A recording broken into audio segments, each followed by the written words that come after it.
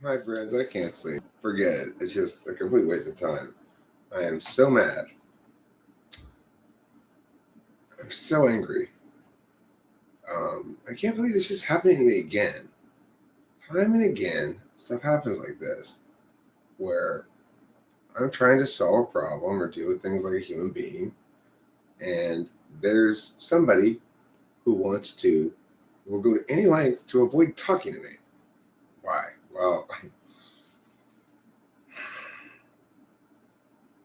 there's only one reason, you know. That person doesn't feel like they can defend their behavior, doesn't want to be held to account. And currently, there's a situation like that in my life. So, I want to stress here again. I know there's a lot of drama going around on this channel. I swear to God, I have nothing to do with it. It's like, I don't create any of this drama. I don't seek this drama. I don't want this drama. It's like this massively drama-filled Mercury in retrograde period.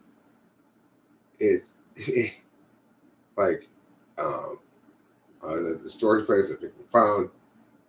Just there's Nekio Loins yelling at me. Why? Not because of anything I did. I mean, yes, I mentioned her in a video, but just because the slabs decided here's your drama today, Eric. I certainly didn't ask for that drama, anticipate that drama, do anything that I thought would evoke anything like that kind of response. I didn't even anticipate it, no matter whether it was justified or not. Regardless of that, I didn't even never occurred to me, or I never would have dreamed that it would evoke such a strong response. Anyway, then of course, as soon as that blows over, this erupts into a conflagration of burning fires. So the thing is, I had a really good conversation with Rachel's dad last night, and some things we thought we were all on the same page and everything. That we were going to have a follow-up conversation, and we were going to negotiate this thing out, and that Rachel's brother at some point was going to get involved in these conversations too, because he's the primary owner of the house, but not the sole owner of the house. And basically, Rachel's brother wanted to be autocratic about the whole thing, and it became clear that that sort of autocracy was not going to fly anymore. Well, he kind of flew off the handle apparently, and then sort of bullied dad into trying to bypass this negotiation process that involves me, and just, okay, you got to go, Rachel, you got to go, you got to leave the house. Now, any notion that they're going to sort of railroad this process through and avoid dealing with me is absolutely insane. So this whole, you got to go, Rachel. Let's go. We're going to go tomorrow. We're going to do some housing shit. The fuck you are. Rachel's not going anywhere. She's not doing anything. She's not answering any questions. She's not receiving any information from either her dad or her brother until they both sit down and talk with me. Now,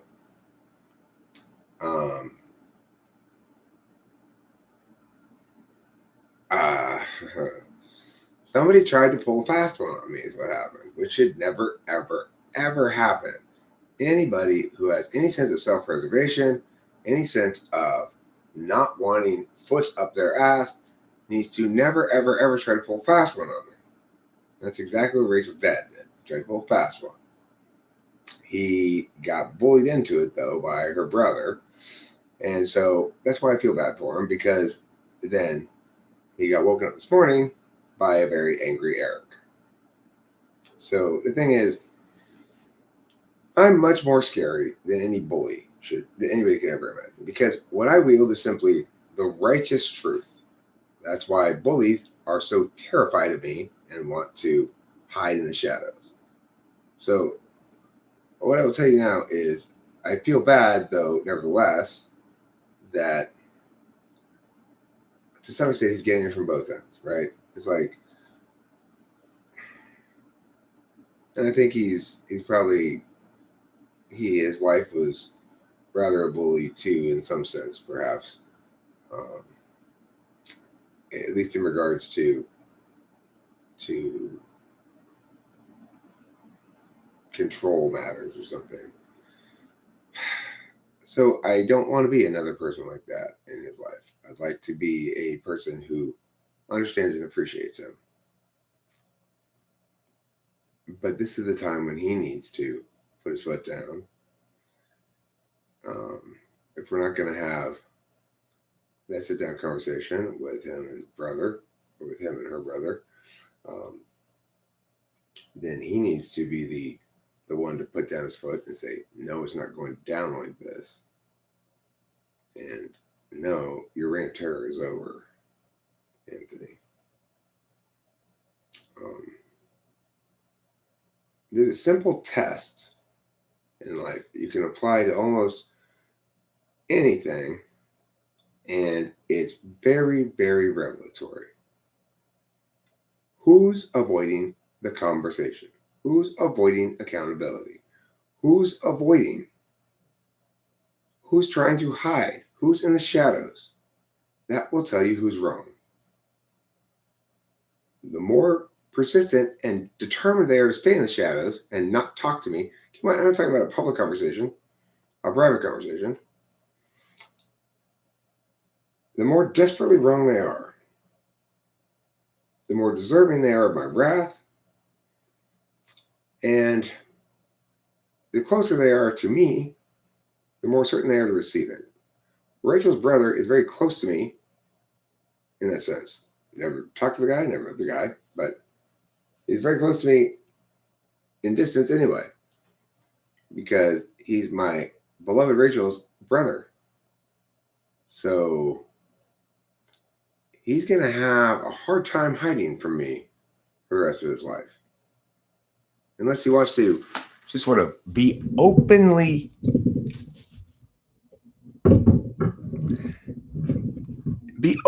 and direct about his complete contempt and lack of care or value for his sister. He's going to have to demonstrate openly that he prefers to do anything, no matter how awful, rather than talk to me. And I'm not going to let him split the difference. I'm not going to let him find a way out of this, which allows him to avoid accountability and save face and all that shit.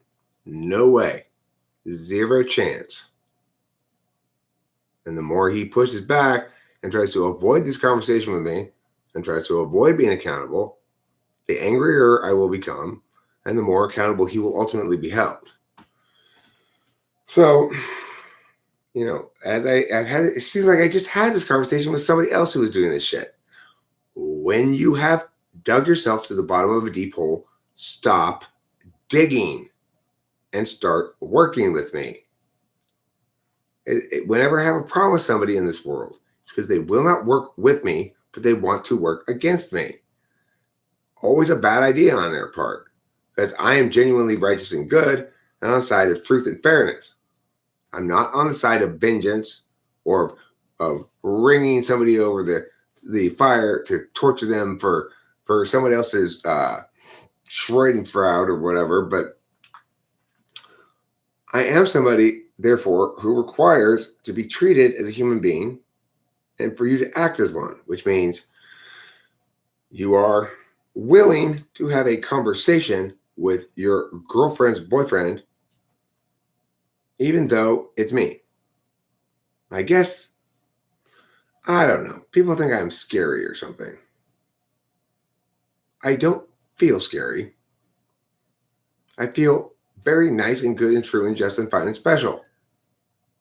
But if you are not good and true and just and fine and special, if you're bad and false and unjust and unfine and ordinary, then I guess I scare you. I don't know. If you're on the side of truth and justice in the American way, you are not scared of me. You are reassured by me. You're reassured that there are forces who are battling earnestly and consistently on the side of good. You know, the only people who get super mad at me for talking about whatever are people who themselves have lots of stuff to hide, and so when they imagine it being them talked about, they recoil in terror. And the thing is, of course, if you're recoiling in terror because you've lots of stuff to hide, the only solution is to talk about it and be honest and be vulnerable. Go, yeah, I did those things. I fucked up. I'm a bad person for doing those, but I can redeem myself. That's called growth, life, your purpose. You're fucking, you are duty bound by being a human being to engage in that process. By virtue of just being a human being, it is your duty and obligation to engage in that process. It is a pity that people who are all concerned about the same purpose cannot work together to care for it. I mean, the thing is, it's a pity that there are people in the world who won't work with me. It's as simple as that. Forget that, everything else. Because anybody who does work with me discovers what I said is true. I am abundantly just, fair, good, kind, true, all that kind of shit. I am not looking, I have no ill intentions, and I will not exploit any advantages to hurt you. And I really do just want to make sure that the truth prevails. The truth prevails.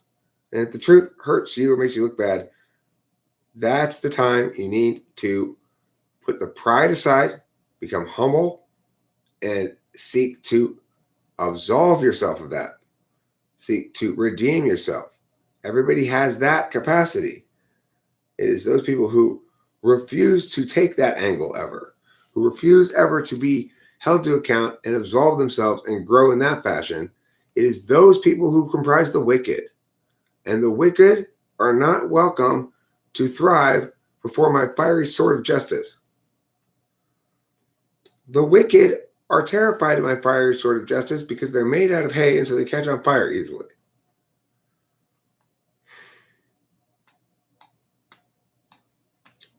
No one avoid talking to me. Once they've created a problem for me, okay? Once you are responsible for a problem that impacts me directly, and you are liable for that problem, in other words, is your responsibility that this problem exists in my life, then you must talk to me. Period.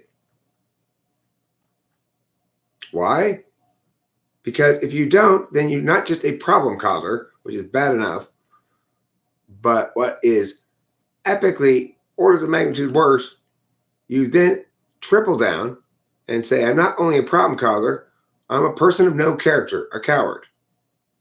And that is not acceptable.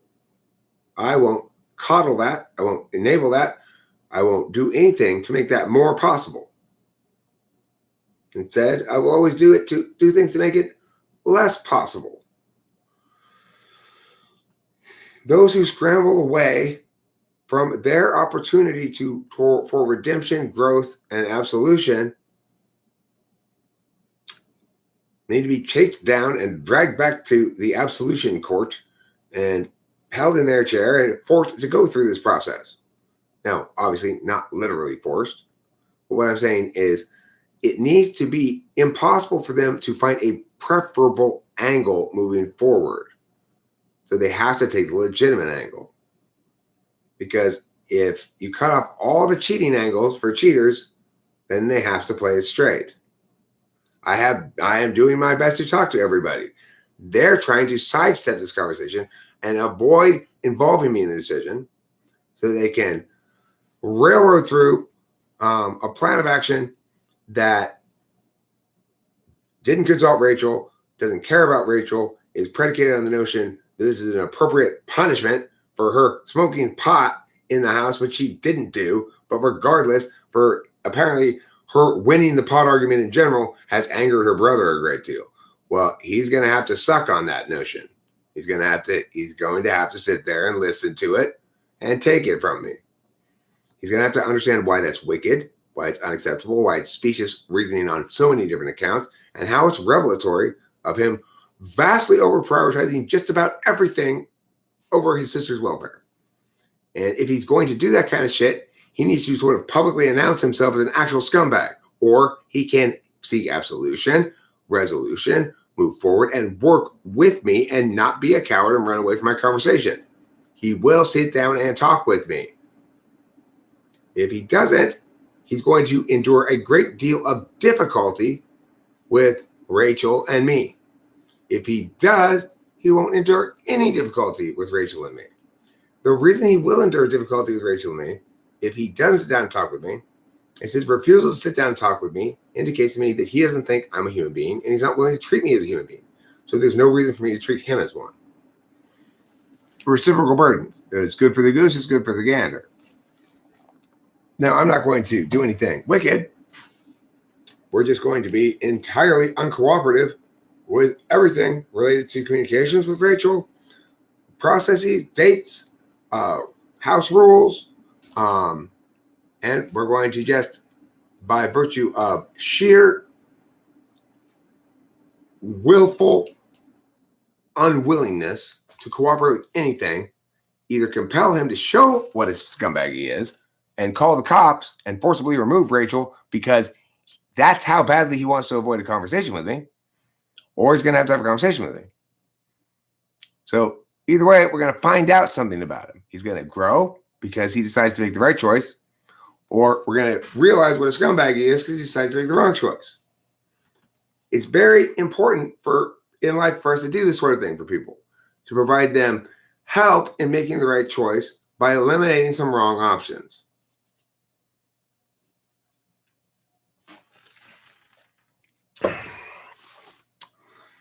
And the thing is this. I want to stress that the only problem here that we're talking about, and the only one, is the question of why he won't have a conversation with me or doesn't want to, and when he's going to overcome that fear and have a conversation with me. Because there are no other questions, such as questions about her housing or can even begin to be addressed until step one is completed. Step one is brother, dad, Eric, sit down, have a long conversation in which all parties respond on point, which means if I say X, blah, blah, you have to say, well, okay, here's what I say about X. You can't ignore what I say. So this conversation must happen. It's a human responsibility to communicate with other parties, and obviously, I'm obviously hugely relevant to this housing question and have a vested interest in it, and was given clear indication that I would be included in this conversation by the dad until brother flipped out and forced dad's hand as quickly as possible and as a mechanism of avoiding this conversation. So what Rachel and I are going to do is slow things way, way down. So he's trying to railroad shit through. Now everything moves slow as molasses. There never seems to be any progress getting made towards anything. Well, after all, I can't even plan with him. I can't even do any logistics with him. Why?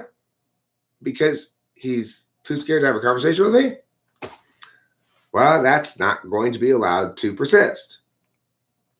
Jake Hurwitz, people make me mad is what happens. Now, I couldn't sleep, but I was mad. I just had to get up and get cigarettes. Then I made a phone call in which I am guilty a little bit of being the monster I'm hunting, which is to say, I was not nice to Rich's dad, and maybe he didn't deserve me to be nice then. And in fact, it was reciprocal burdens. Like, that's not the point, Archangel. This is the thing. I don't even want to discuss anything about anything with Rachel that comes after the significant point is before we can get to any point at all about anything, First, obviously, the three of us need to sit down and have a long conversation in which Eric makes sure that Rachel's voice is finally heard and responded to properly. And that conversation will occur. Now, it will occur here on the internet, or will occur with him. It will occur. Rachel's voice and her positions and her various perspectives on things will be heard and respected for the first time in decades, at least. And that's how things are changing now. And if they're too scared of that and they choose to disown their daughter because of it, fine, but we're going to force that decision. We're not going to let them play pussyfoot around and not decide.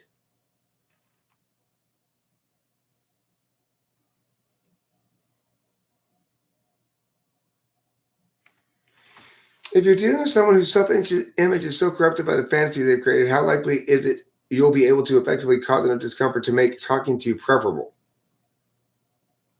To make talking to me preferable to just getting the cops and to drag her out? Well, the thing is, there's more than just that one party. We also have a dad who's trying to bridge the divide here, and we have a mom that is potentially going to be somewhat in the mix as well. And lastly, there's I have a great idea, which I'm not going to get into here too. So I may be able to legitimately access a fairly large leverage point and totally legitimate, nothing wicked about it. Totally legit, totally clever, and nobody's going to condemn me for this leverage thing at all. I'm thinking about, but I don't want to give anything away yet. So, right, he needs to bend the knee.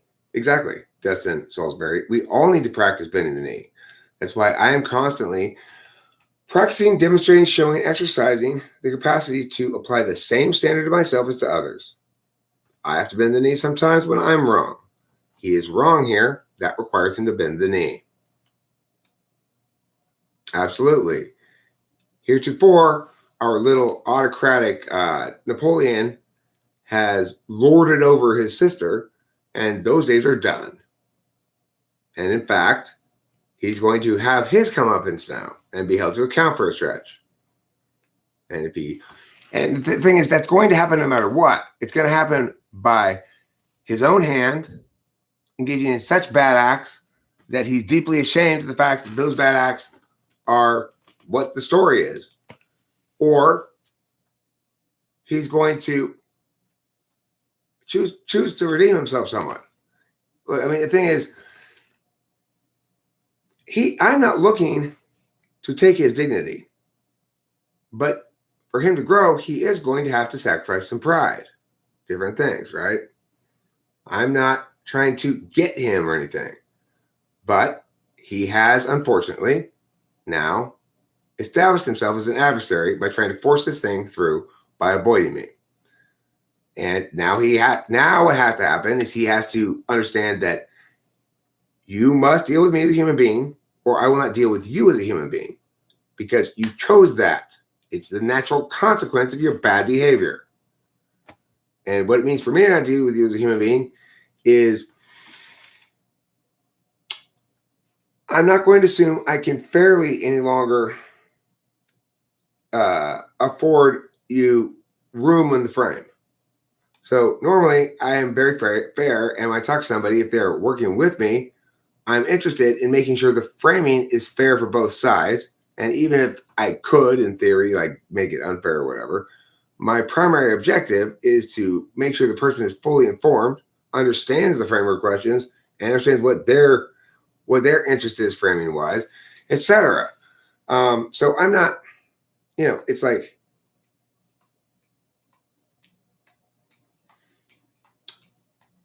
right. The difficulty, however, is that if his internal critic is so fractured in the most extreme malignant MPD scenario, actual literal death would be preferable.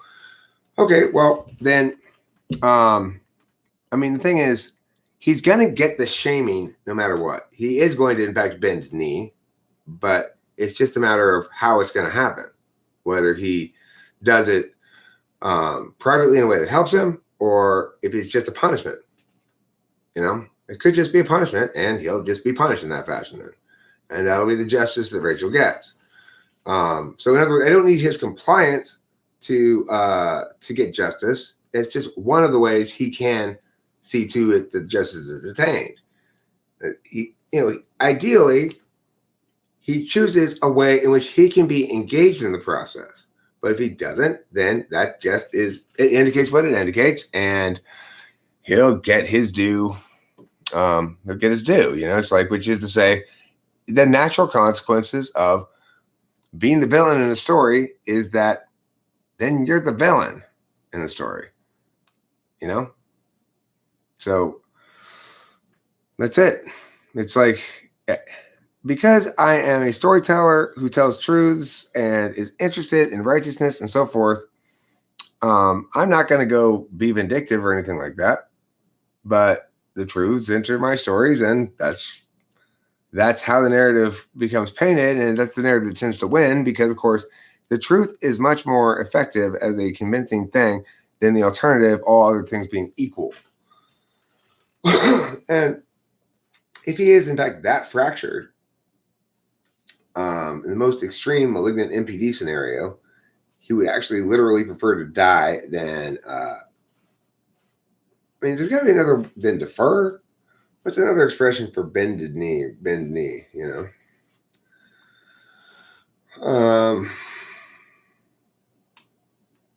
be held accountable, sacrifice pride, whatever. If that's the case, then it would be critically important to make them sacrifice as much pride as possible, and to force them to be accountable as much as you can without using literal force, because obviously toxic people like that, they're too poisonous to not undergo some sort of treatment. If the treatment kills them, so to speak, well, at least all we did was get rid of a cancer. I'm not saying literally, okay? I'm not trying to advocate any kind of violence ever. So, just a metaphor. Anyway, regardless, if he is genuinely that, I've never talked to the guy. I don't know what he is like, actually, but let's just pretend I'm dealing with somebody like that. Then the best thing I can do is to shine as much light on him as possible, and hope that even if it doesn't help him, like cure him or whatever, that it constrains his bad behavior somewhat. That'd be the best thing I could do. The light of day is always the best thing. The best thing I can do is tell the truth, shine the light of day on wherever and whatever. And it's the best thing to do because of a couple of reasons. One, it's a test. What scurries, that's the thing you need to go after. That's the thing you're hunting. If it doesn't scurry, is probably blameless, or a good person, basically a good person. If you want to go hunting MPDs, so to speak, shine a light. Watch what scurries away.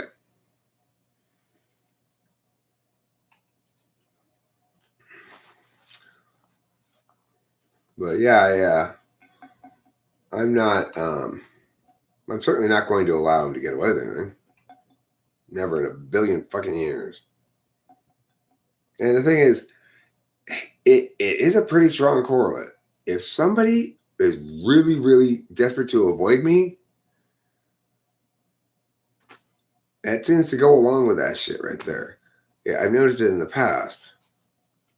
Like, I don't know. I must be. There's some. Good and evil are so stark in this world. You're either on the side of the righteous or you aren't. If you're not,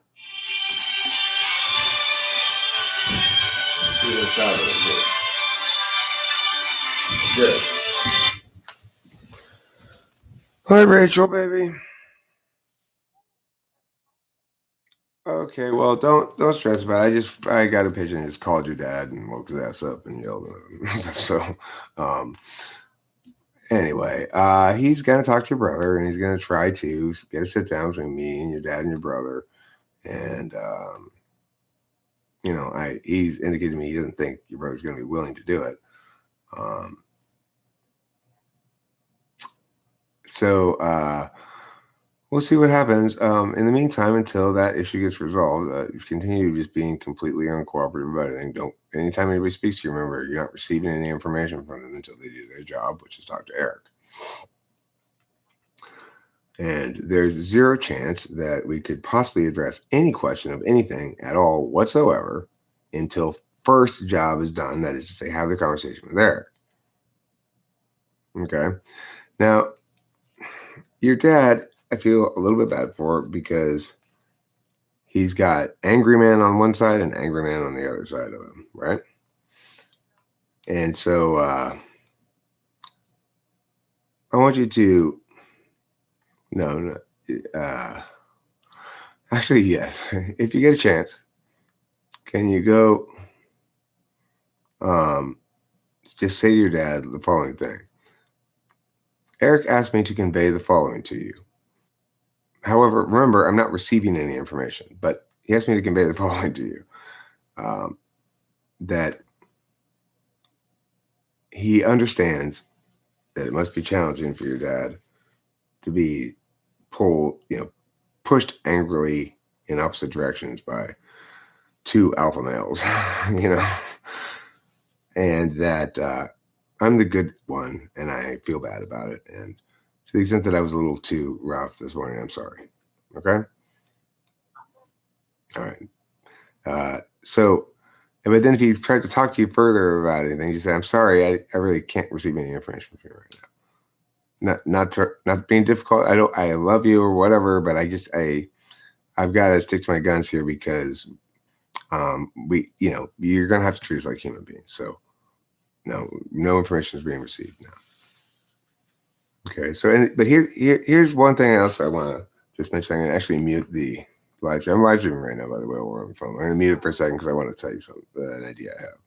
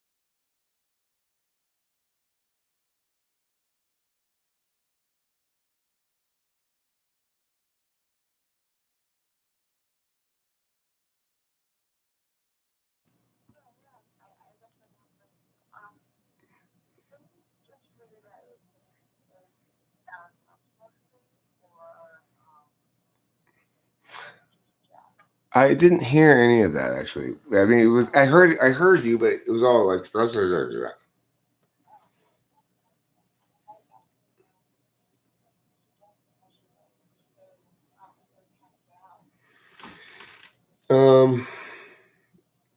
No, I mean, I'd stay in the house and I'd be rather a inconsiderate presence,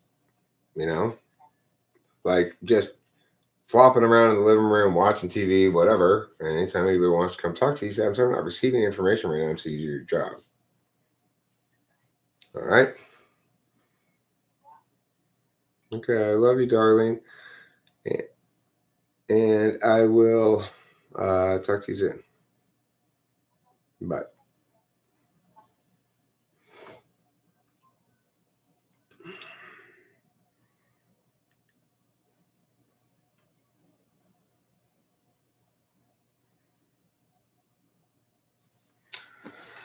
So yeah, Anthony's gonna have to talk to him, and that's it. He doesn't want him. That means there's the more somebody doesn't want to sit down and talk to me, have a conversation, the more critical it is that they do, for their sake, and for, in this instance, Rachel's sake and her dad's sake and everything else. Today's the day we overcome that fear and man up and talk to Eric.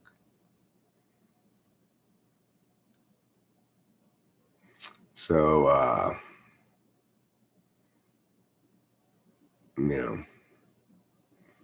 I'm obviously not happy at the moment. I'm very upset because there's a problem that I can easily talk with people and talk it through and resolve the thing. Like, it's like Rachel moved back in there. We all know there's a long-term plan for Rachel to come back and move with me. 4 to 6 months is what I indicated. And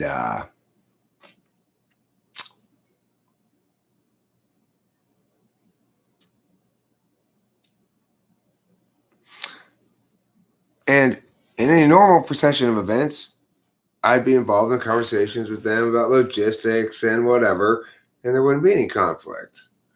But someone wants to be a little dictator, and that's just not flying anymore in the new world, right? So things changed when I came into the picture completely. Her parents are both, okay, fuck, we fucked up. And they're done with all of their anti-drug shit that they were trying to spew, all their anti-weed shit. They realize they fucked up. And while they don't agree or admit that they're wrong about everything, they should and they will. Yeah, it's a whole new world. Listen, I mean, prior to me entering Rachel's life, she was living at home where her parents were forcing her to stay outside from 9 to 9 every day as a punishment for smoking weed in her room. Because, I don't know, maybe they got their jollies off of treating their child like a dog. But those days are over. Now they deal with her with respect. And they scramble because they understand that they can no longer exploit the advantage, the unfair advantage that they've exploited for years against their daughter. Those days are over. 35 years old. Those days are over.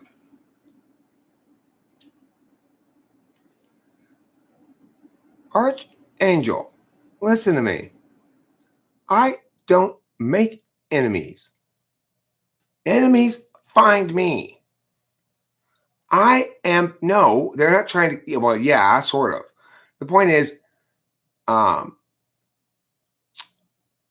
Rachel's brother is still fighting this notion that Rachel shouldn't smoke pot, and that when she went into the house after smoking it outside and smelled like pot, he accused her of smoking it in the pot, smoking pot in the house, big eruption, blah, blah, blah, blah, blah, right?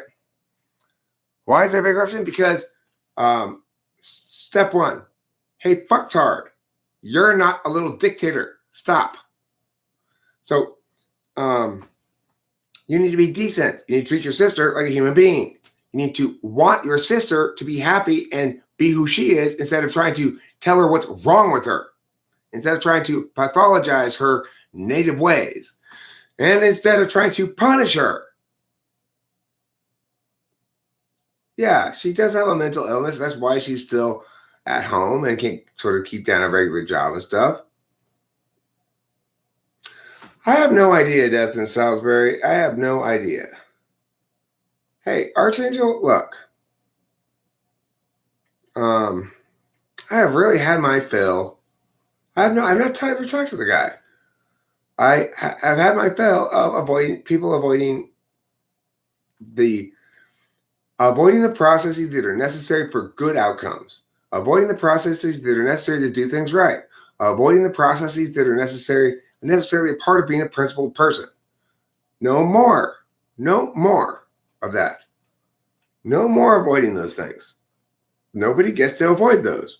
Everybody has to play along with the what's fair, just, right, true, and everybody has to reject injustice and unfairness. That's it. If you bump up against me in the world and you're on team evil, then you got a fight on your hands.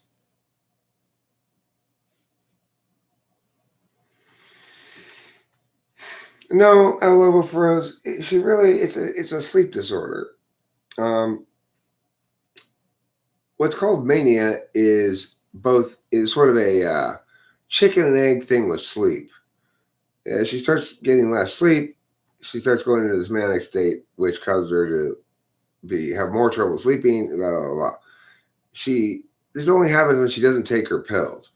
Her pills are basically sleeping pills. So as long as she sleeps every night, she's perfectly fine. If she, she's got what is she taking? Seroquel, trazodone, lithium, there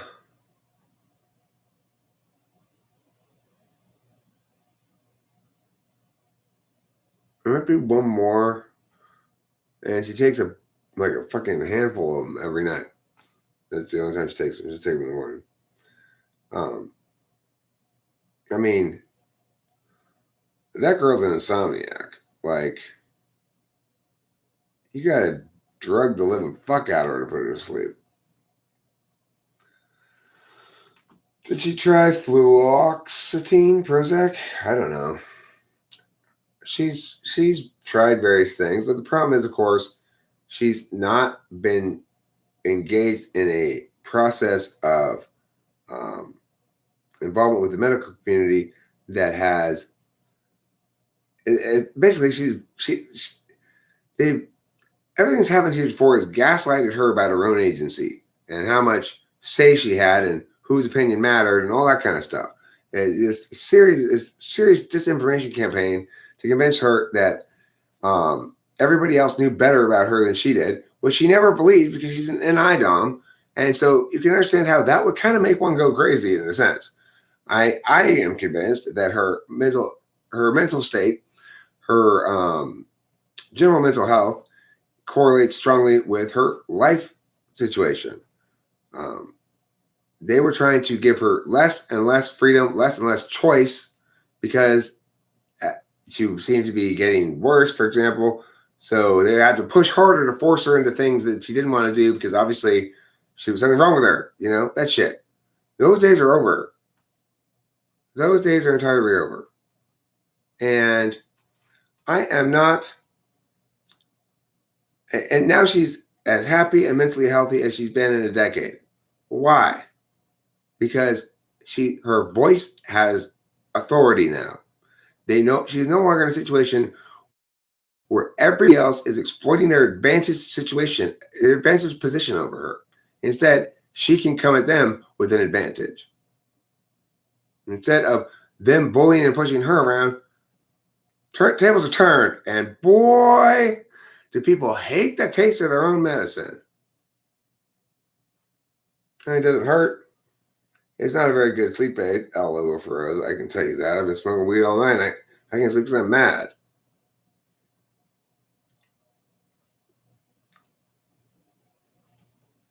So, in some sense, I really relish the reality here of what's going on. And I really relish my role. Here's a woman, a wonderful woman who has had her has had her weaknesses exploited to reduce her and to to convince her there was something wrong with her. And when shit was real low at the end there, where she was being forced to stay outside 9 hours a day, or 12 hours a day, like a dog. Kind of bottom of the ninth, 2 outs.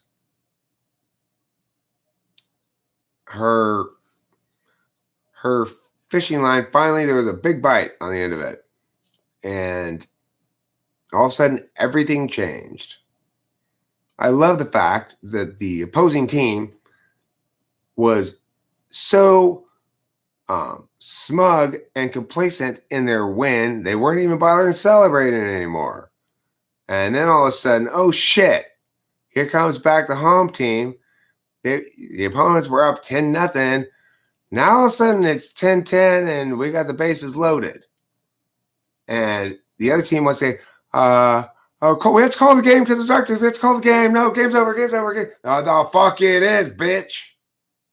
You're going to get out here and be accountable.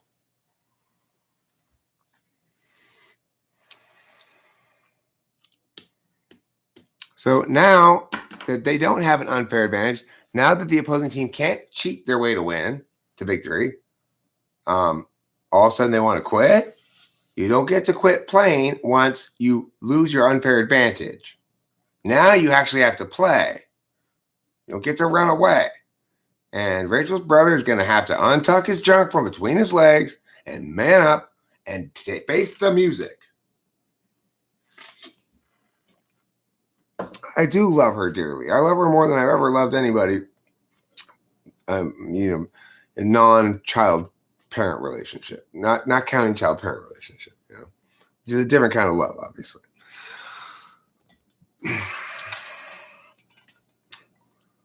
And I will stand up for her. I love to stand up for her. I love to be the warrior on the side of righteousness on behalf of my darling Rachel Lapalosa, who has faced indignities and oppression, and whose righteous and just cause shall win the day, one way or another.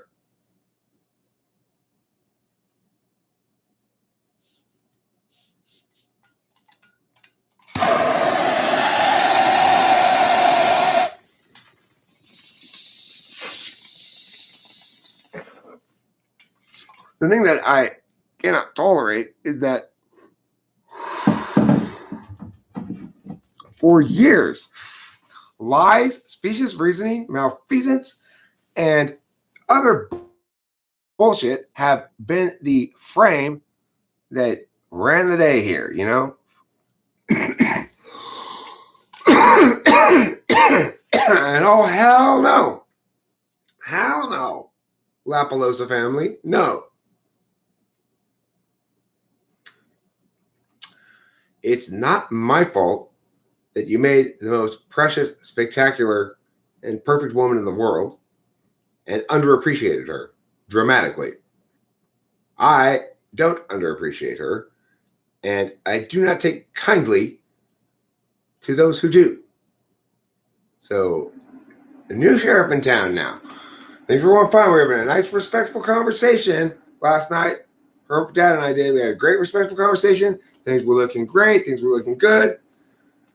And then her dad gambled on the notion that he was going to be able to slip this shit past and just sort of not because, why? Because Rachel's brother came and bullied his ass into it. Rachel's brother was really mad. Well, they told her dad, well, Mike, you made a mistake because you were more scared of your son than you were of me. Big fucking mistake. After all, your son's terrified of me. So I don't know if that's subject to the transitive property or not, right? Is that the transitive property? Or is that the whatever property? Ain't gonna happen. It just isn't. I'm not going to allow bullshit to slide past. And it's disrespectful. We had this conversation, and then the next thing I know, Rachel's explaining to me that he's trying to push ahead and just sort of ignore anything. I don't think her brother is obsessed with her. I think he doesn't want her there in the house, and he doesn't want to have to revisit this whole his position on and the reality of the pot smoking stuff, in which he's always been a piece of shit about it. I don't know. I'm sure he's I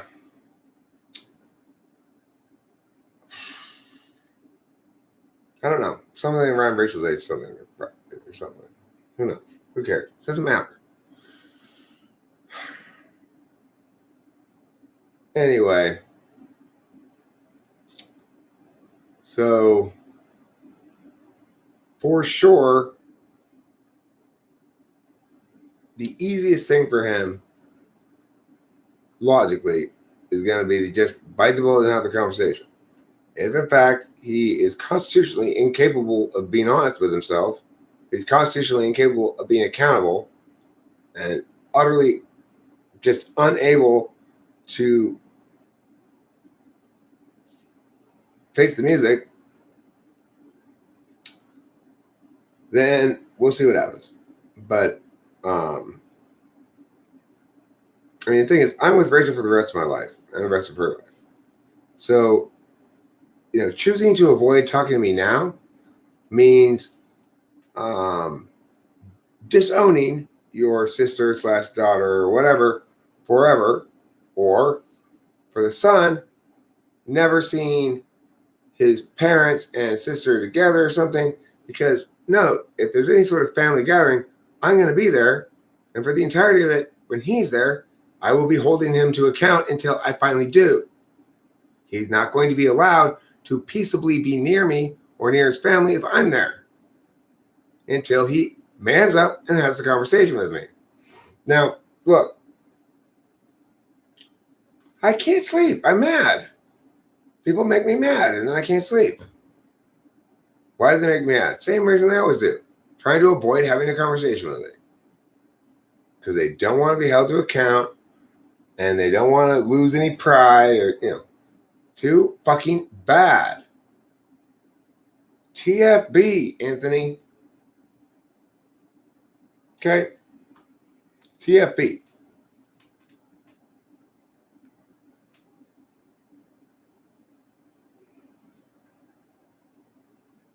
You are going to have a conversation with me. And sit down and talk with me. Does that sound like torture? Then all the more reason why you have to sit down and talk with me. If you have that response to it, then you must sit down and talk with me. The more you don't want to, the more you must.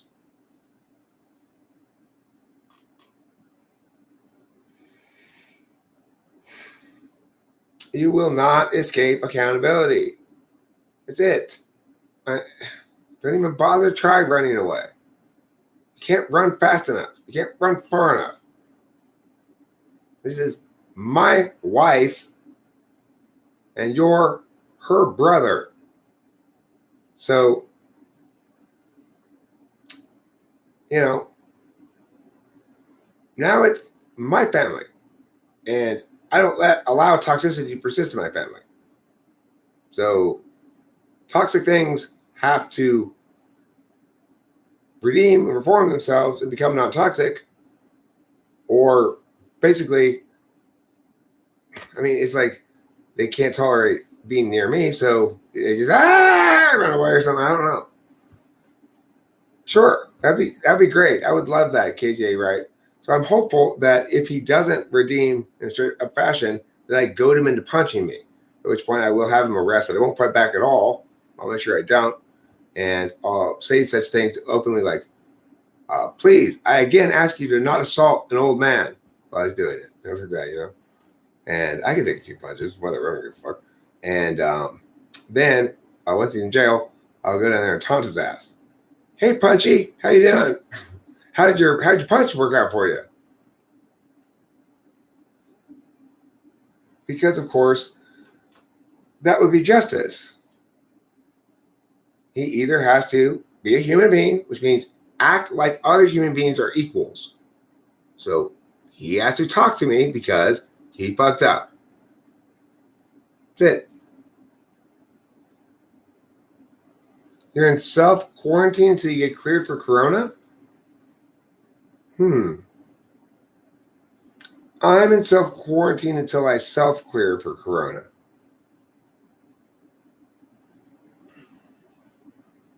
I'm not afraid of getting punched. I've been punched before. I had my nose broken in a fight and got knocked out in a fight before. And go for it. That's temporary. Jails last a lot longer than getting punched. I'm quite certain if I play getting punched right, other people will jump in and pull them off of me too, which will limit his capacity to do damage. You know, it's like the law takes violence very seriously, but all the things that have been done wrong to me, or things that hurt me, or whatever, I got uh, I got sort of sucker punched to the window of my car. What you can only call assaulted until I was knocked out in the street by this guy. It was a fight of sorts, but really it was an assault in which some part of it tried to sort of fight back. Uh, in that instance, in that instance,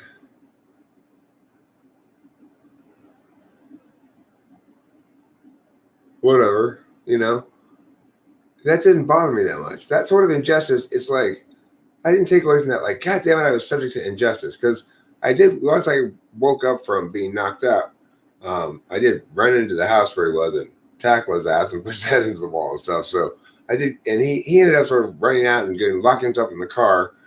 Regardless, I didn't feel as though there was great injustice done to me, even though technically there was.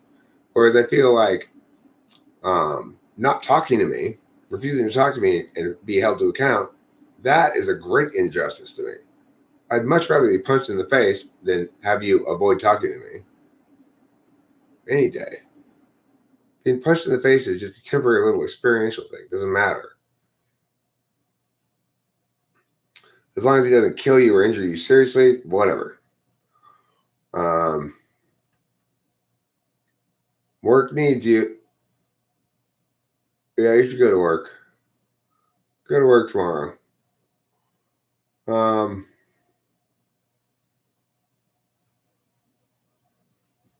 Yeah, so I don't remember what I was even saying. Oh yeah, being punched. Being punched in the face is certainly welcomed, depending on circumstances. I am not above goading somebody into punching me.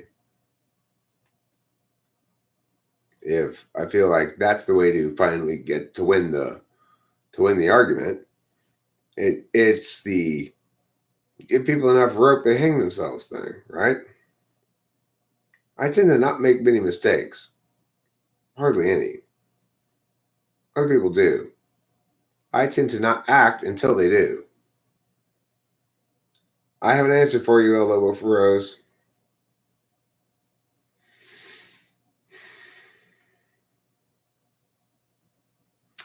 A better way to put it, old man McGrath, is sometimes we all need to goad someone to punch us in the face. Do I believe in the link? Some people do believe in the link. Some people link between schizophrenia and the NTP personality. No, I would say it would be more likely to link with NFJs than anything else. It seems like NI is schizophrenic. NTPs are likely to be, ADHD, or potentially INTPs might be diagnosed with like autistic spectrum ridiculously, and yada yada yada. Well, I mean, I don't want to be punched in the face if it's not extremely useful to me, obviously. I only want to be punched in the face when it is extremely useful to me. And I need it to be useful to me, or, it's decisive in a matter or something like that. Like, I just think NI DOMs, NI in general, it's a.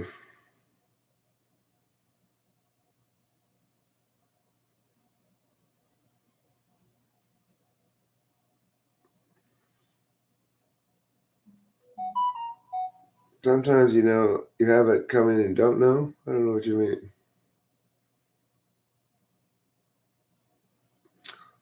Oh, well, that's true. But I don't. anymore. I may have in the past, but I don't anymore. Wouldn't be surprised if it's mom.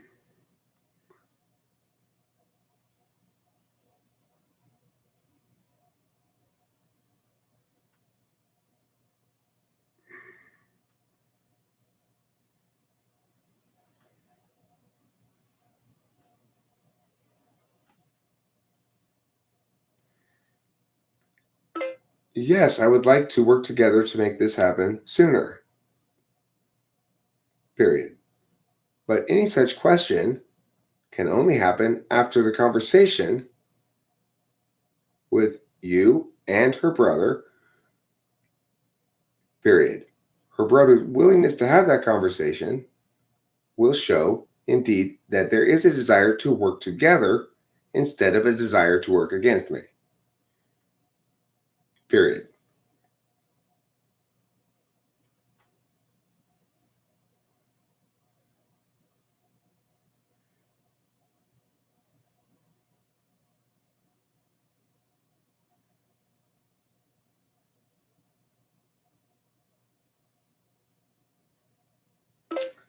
His unwillingness to have that conversation establishes clearly his desire to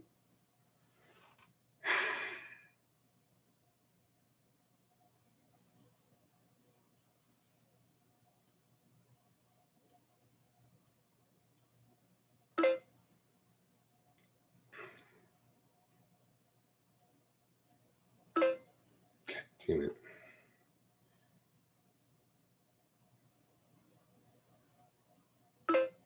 In contrast, comma, his unwillingness to have that conversation would demonstrate that in fact he does not wish to work together, but instead wishes to work adversarially against me. Period. Now, if that's the case, then indeed your son is choosing to tear the family apart, and that's a poor decision on his part. You should scold him about it.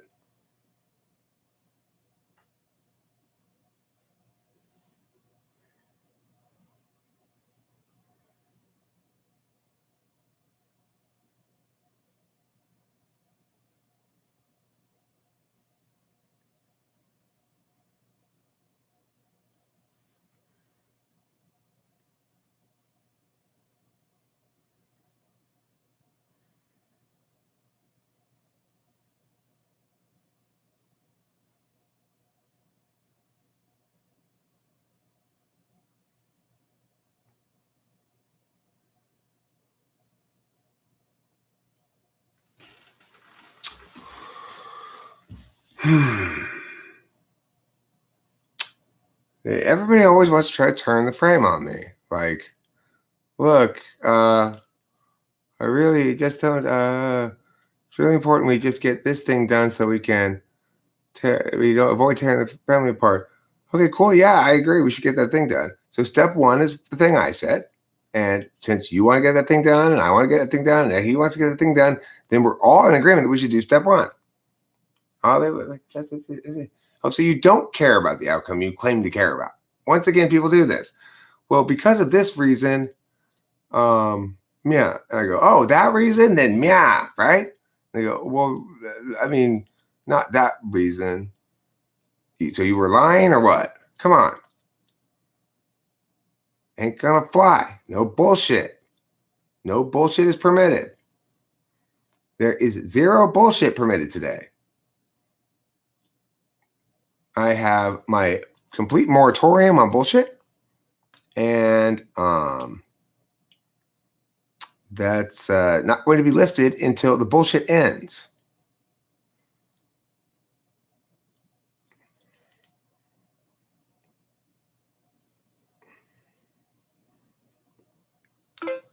At this point, Mike,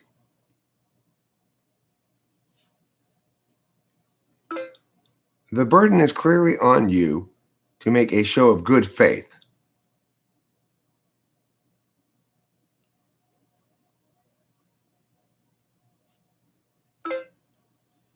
Since the follow-up of the previous conversation would tend to indicate, man, I don't need to put all that stuff.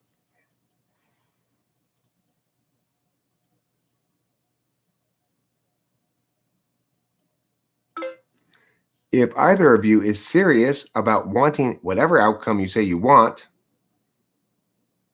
comma, then you'll be eager to have this conversation as quickly as possible.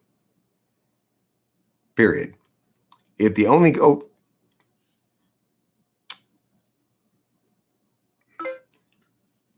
outcome you really want is to avoid this conversation, comma, then say that directly.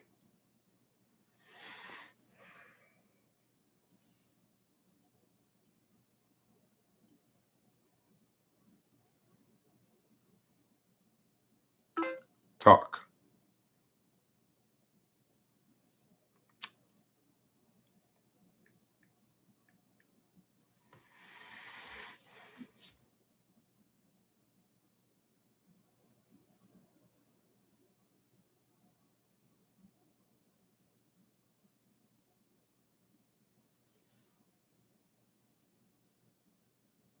God damn it.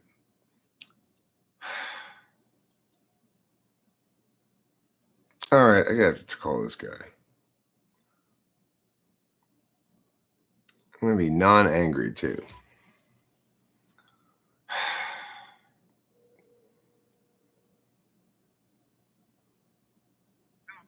Hi. All right, so look, I'm gonna try to be non-angry at this point because I'm over my angry period. Here's the thing. I would love to work with you guys about long-term housing conversation with Rachel, but your son hijacked that initially by trying to push the answer to the question before I had a chance to discuss it with anybody, and that's the problem here, right? So it's like we are going to need to involve me in this discussion, and if he wants that outcome, namely, he'd like to see her moved out of there more rather than less quickly, then he's the way to do that. Obviously, he's going to need to involve me in that conversation, right?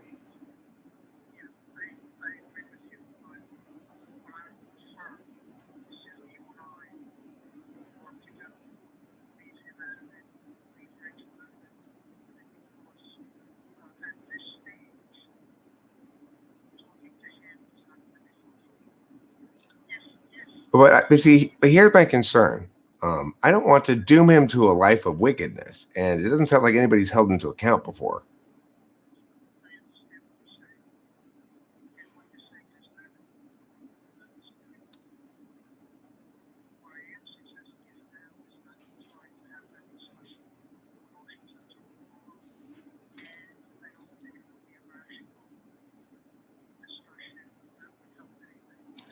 Okay, well, you might be right about the second part, but all of my discussions are rational.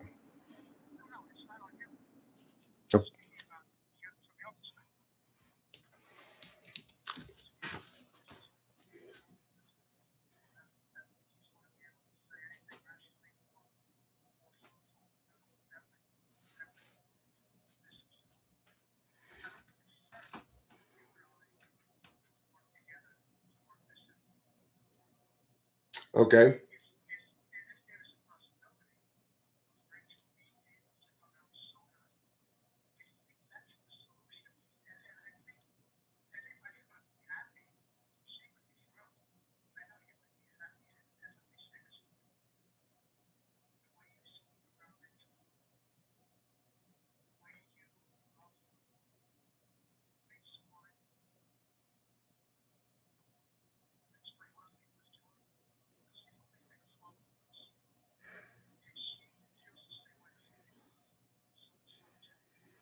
Well, obviously, we need to be together. Look, there's not nobody's disputing the. Yeah, I appreciate it. You're making me emo.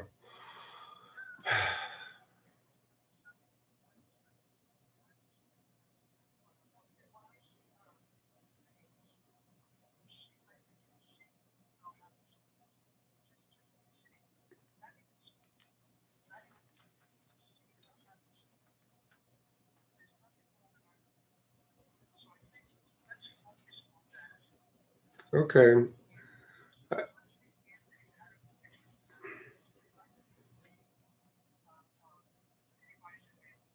Okay, well, look, now wait, but hold on. There's one factor you're not considering here. There's one factor I want to throw out there, which is um, you are asking me to leave a lingering injustice on the table here. So there is harm, right? There's always harm when somebody's been forced to endure an injustice that hasn't been remedied.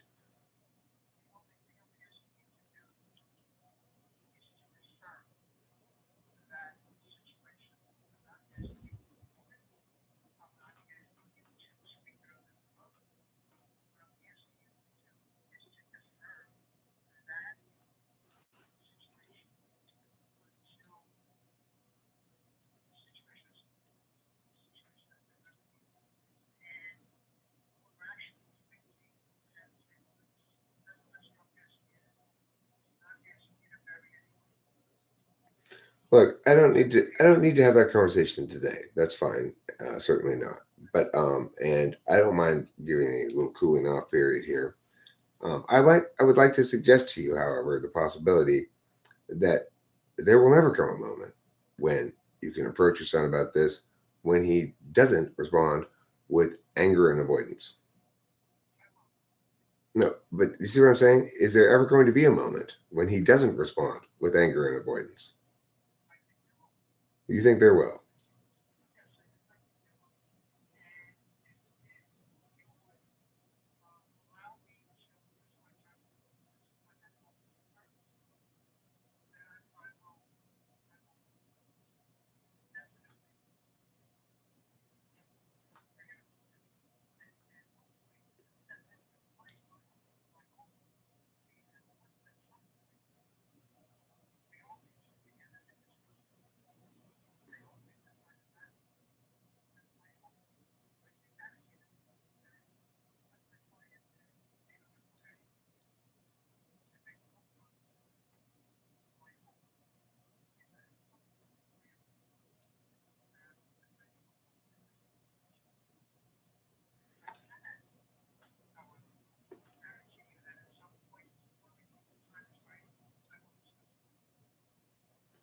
Um. Okay. Look, uh,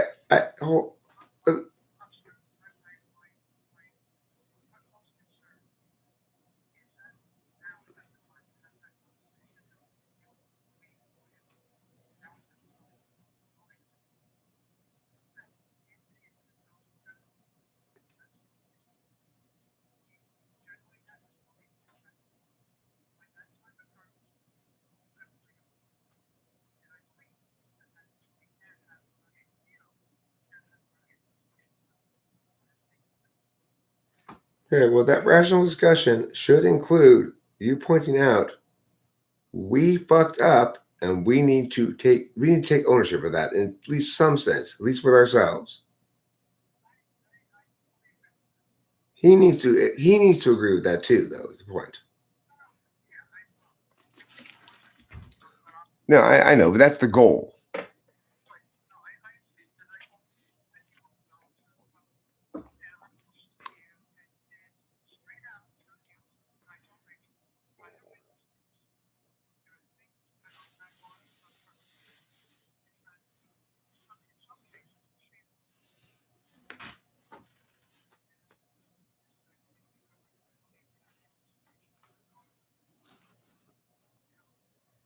Look, I've never had I've never had any problems in any of my dealings with you where we've talked.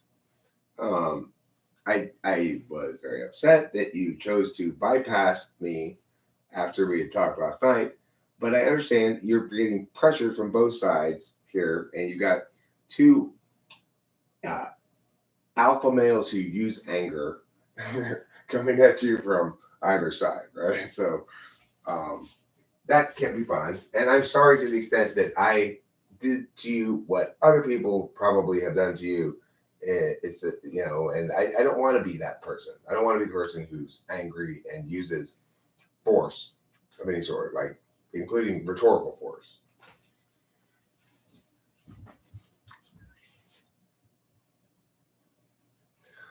All right, so I feel de-angered. You successfully de-angered me. Congratulations. That's a neat trick. That's not easy to do. You got to be pretty reasonable to pull that off. Thank you for being so. Okay, so I'm going to let you go now, and I appreciate this conversation. And I will call. We will talk. You and I will talk about the dates and stuff soon enough, like maybe tomorrow or something. But I will tell you right now that she's coming here on the 18th of March, and I only got her a one-way ticket here. She is going to have to go back there again for at least some stretch of time, but hopefully it's not going to be a very long stretch of time. Well, I mean, she's going to live with me.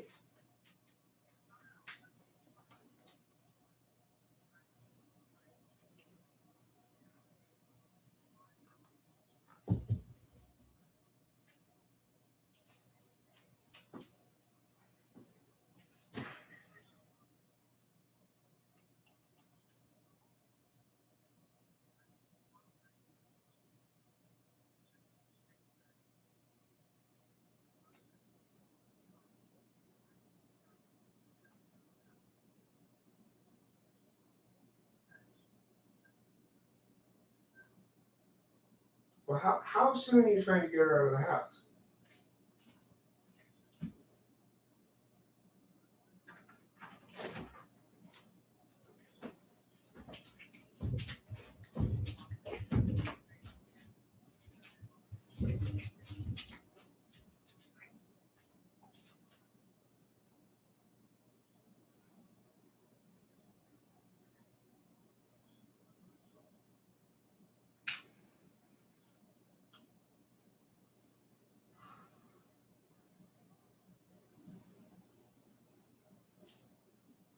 Okay, so it's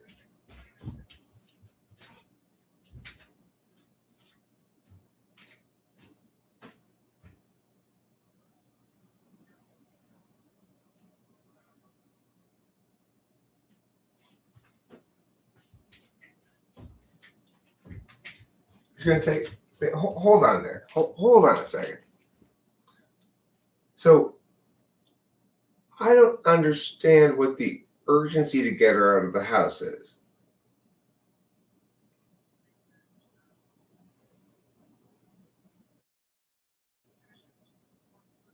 Okay, well then, if that's the case, if the brother's making it urgent to get her out quickly so that he doesn't have to have this conversation, then he has to have the conversation. If that's the problem, see, if he's going to try to push it through before I can have the conversation to avoid having the conversation, then no, we can't cooperate. Now, if we can take our time, like have a cooling down period, whatever. No, she's not going to cooperate with you as far as anything like that goes, because that's just him trying to force things to go really, really fast, so he doesn't have to deal with anything.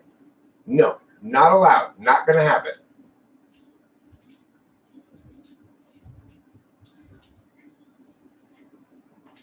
So, okay, so what's okay? So what I'm saying is, what's your time frame then for housing for her? How long do you think this housing is going to be her housing for? And what kind of housing is it? And what? Give me some sense of what your vision here is.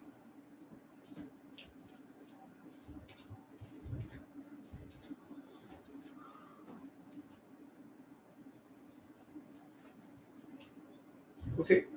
So what I want to know is, when you're saying interim, do you mean interim between now and when she comes out on the 18th?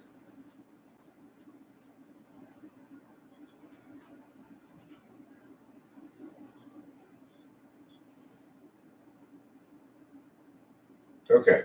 So all right. So let's slow down on the interim housing and make sure we're going to need it, because if you're not talking about between now and the 18th, then I'm not mad. I was mad a second ago that I was talking about between now and the 18th.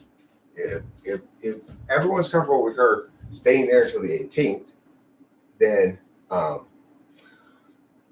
then you just give me a little bit of time to think about shit and talk to Rachel and do some other conversations, okay? And we can touch base about the logistics on this thing in a later conversation. I don't want her to go down there with you today because I'm not sure it's going to be necessary. Okay.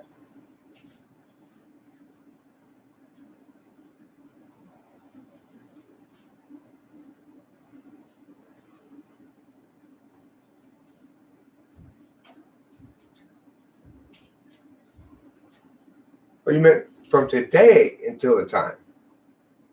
But you just said she's not going to be leaving there until the 18th, right?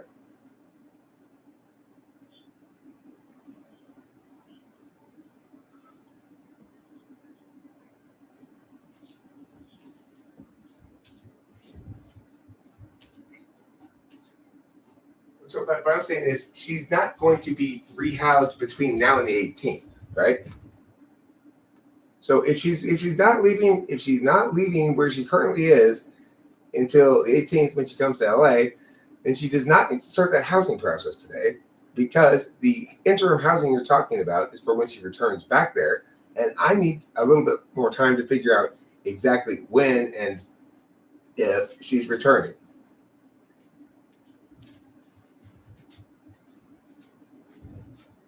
Why?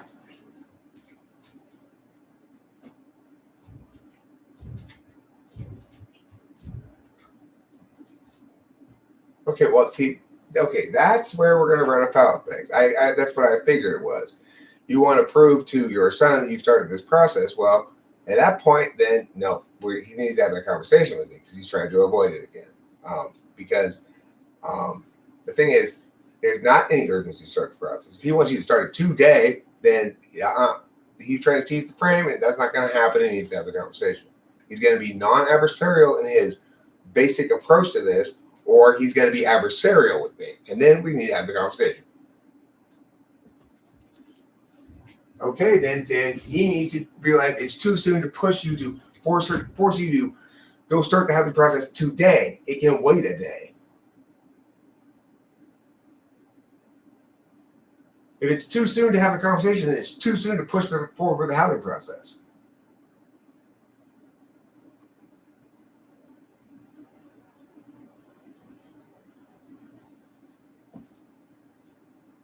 If you think it's a problem for me to say you can wait a day to start on the housing process, then we're not even close to on the same page.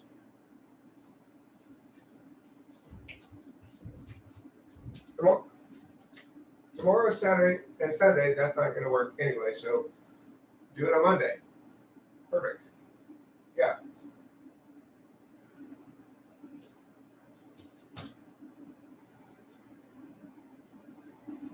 Well, I mean, I don't want to make that agreement right now. I haven't talked to Rachel yet, and I'm not sure it's going to be necessary. As I indicated, I have some information I need to gather on my end before I can tell you whether it's even going to be necessary for you to start the housing process that she's never going to potentially use at all. So let me talk to her, and we'll see. And in the interim, you tell your son that no, he needs to be patient, that Eric needs to talk to Rachel and to think about some things, and that Eric is not happy about being pushed in this fashion. He's trying to push forward without conversation with me, and he's being allowed to do that because you run this big interference on his behalf. You point out that you did something massive here. You accomplished him being allowed to avoid that conversation, and he should be grateful for that and be happy to be patient and wait a day to start, at least a day or two, to start the housing process while I gather information. And if he's not, and he's like, no, you got to push forward, then he needs to have a conversation with me. And he's going to be getting a phone call from me. So he needs to fucking buck up and be a man and fucking be somewhat cooperative. If he's actively working against me, then he's actively working against me, and then we go full blast adversarial. So just tell him to be cool. All right.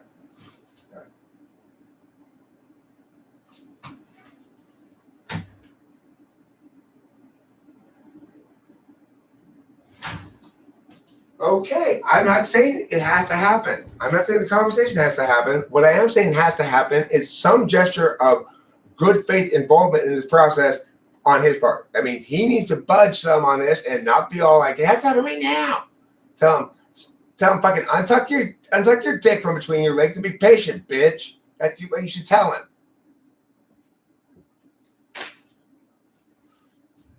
Okay. All right, fine. I don't blame you for not using those words, though I wish you would.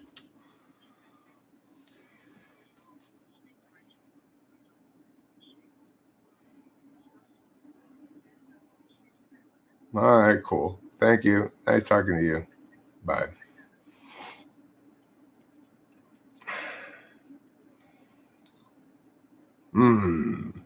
Boy, the lengths people go to avoid conversations.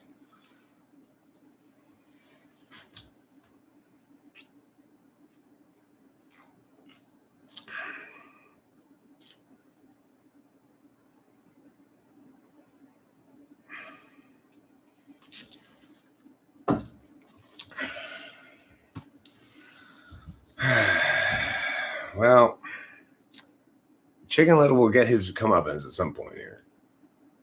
I guess he's going to get let be slid a bit here. I let Rachel's father appeal to my gentler nature, I guess.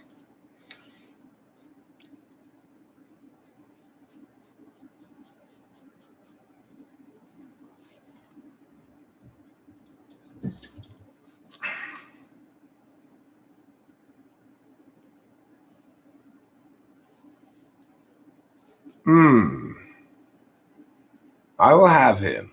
I will have him before me at some point. I will hold him to account. That's for the next Mercury in retrograde. I'm just setting up next Mercury in retrograde. I'm just setting up the new storylines, you know? It's weird. The Slavs just like can do this shit to me. They're like, and here's your new source of here's your new foil in the conflict. What? Why? I just finished one of those. We have to just jump right into more action. I was just enjoying the peace of having my plate cleared of bullshit. And now it's back. It's back and better than ever. We've got bullshit coming out of every orifice. Anyway, my dearly and massively beloved Rachel Lapalosa and I will need to be together sooner rather than later. I'm not sure how we are going to do that, but I will.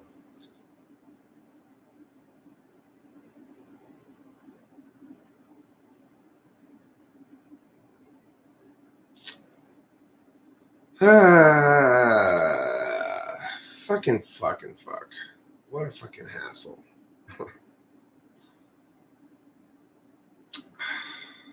going to have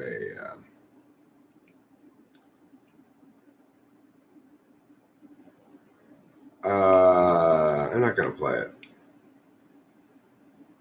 I'm not going to play it because I'm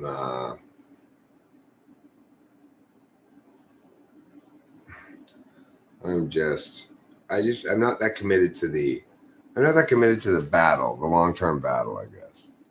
Well, what I was going to try to suggest was that Rachel's dad sell his 30% of the house to me.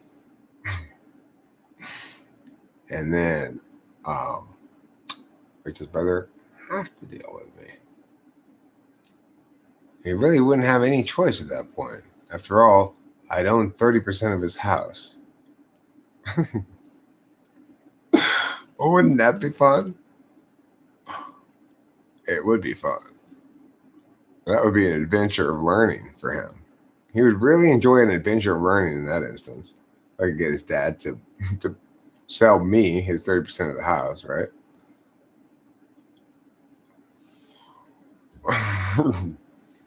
Okay, well, you didn't want to talk to me. You didn't want to have a conversation. You'd prefer to have me purchase 30% of your house to avoid having a conversation with me. Go for it. At that point, okay, now I own 30% of your house and I've decided to live here. Are you still going to avoid a conversation with me? I've moved into your office space. Well, I'm not taking up more than I'm just taking up a little bit, less than 30% of your house for sure. I just live right here. I just crash here on the couch. It's fine. I don't even want to occupy a room. I just crash in various places around the house. It's fine. I'll bring my sleeping bag. It'll be cool. It'll be fun. We can talk. We can have bagels and a breakfast nook together. I want to put in a greenhouse window. We can grow orchids. Come on, Anthony. Well, what is the reason for Rachel's brother taking an issue with me? He's not taking an issue with me. He took an issue with Rachel and wants to kick her out. And he is desperately afraid of talking to me about it. Even though, did I mention, Anthony, that I like to be free at home. I mean, by which I mean nude. I like to sit on your stuff while nude as well. For example, like, oh, hey, Anthony. Yeah, I'm just sitting here naked on your pillow. Yeah, those are my butt cheeks on your pillow right there. I just want to, I got a little itch right there. Oh, I'm sorry. Oh, my bad. That's your pillow, huh? Here you go. My bad.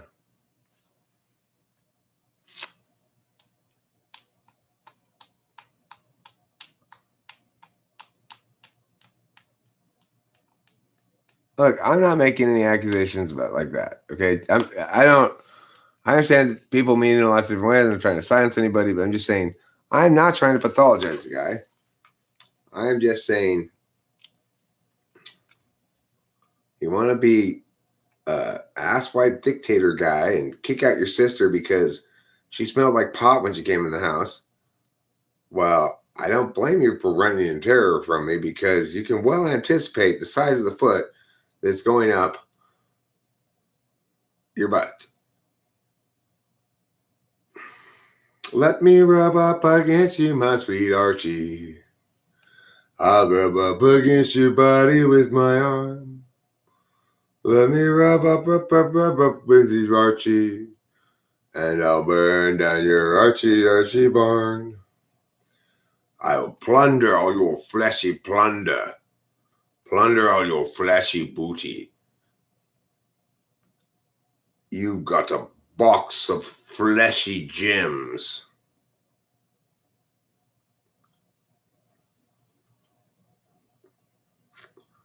How many fleshy parts does it take to equal a solar plexus? 4 fleshy parts. So, Elbow Furrow's got to go soon. Everybody, quick, getting your last punches on Elbow Furrows before he leaves. Everybody wanted to punch you before you left Elbow Furrows. If my flat didn't smell like pot, it would smell like rotten food. Right. My flat smells like pot as well. I like having a flat. That means I'm in England now. So in order to travel to England, I've decided to rename my little house out here Flat. Why? Because it's not bumpy. It's very flat. Who has the flattest place in the world? Captain Flatness Pants. Captain Flatness Pants. My pants are flat, but I am not. My pants are flat a lot. That's my poem. Goodbye. Have a nice day. I will also have a nice day as per your indication there. Yes, DJs are bossy and inflexible. Well, everyone needs to meow the meow.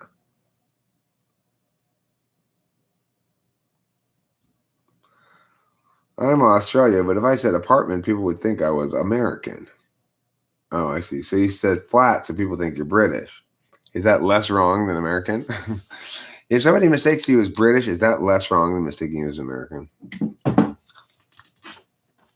Is there a scope of wrongness in that regard? I mean, well, there clearly is. Like, I think it would be almost binary. Could happen if Eric decides to stream. What? What could happen? Everything you ever wanted in life? Everything you ever wanted in life could happen if Eric decides to stream. If Eric decides not to stream, nothing you've ever wanted in life could possibly happen. Oh, I see. You're trying to very gently hump her while she's asleep so she doesn't wake up? Wow, that's going to be quite a... If you can pull that off, that'd be quite an endeavor. El Lobo for Rose is going to very, very gently have intercourse with his girlfriend while she's asleep. So gently that he will engage in the entire process through ejaculation without waking her up. You get like 100 points. You could do that. That'd be quite a feat. Of course, I don't think I just don't think it's possible. Yeah, I know. That's what I'm just saying. I just don't think it's possible. It's like you'd have to go so slow, and even then she would wake up, right? It's like I was thinking, well, maybe if you go in like a millimeter a minute, like really, really slow, you go in there. But then it would take forever to get in there, of course, and then it would take forever to come because you'd be going super slow. No, I'm just saying you go balls deep, but you're just going in very, very, very, very slowly. And so if you do it so slowly, it's like the state change is so gradual. It's the slow boil phenomenon.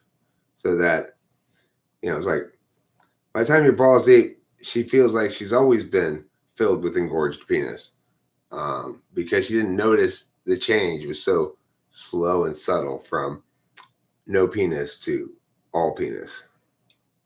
You see what I'm saying, El Lobo Furrows? Like, obviously, that water's too hot for a lobster. But if it got too hot gradually, then they don't notice it until they're dead. Or, like with jellyfish, if you put a lot of them on your face, then you've made a poor decision. Or, I don't want to come off as a rapist.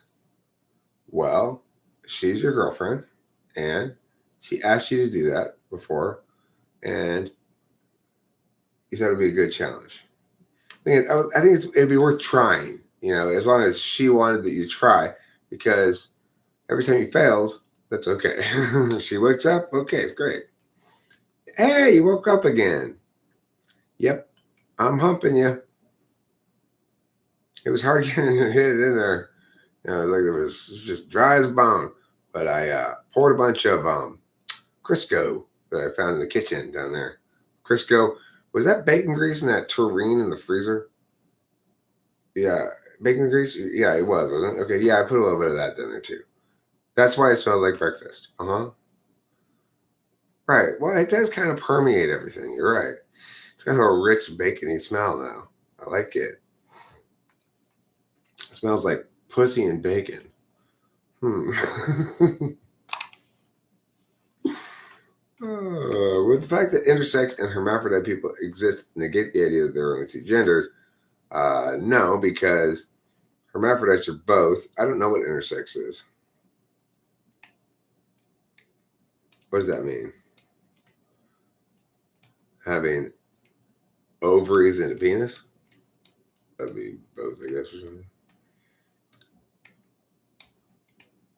Having ovaries where your testicles normally go. Being a male, but instead of having testicles in your scrotum, you've got ovaries in there. That would be cool.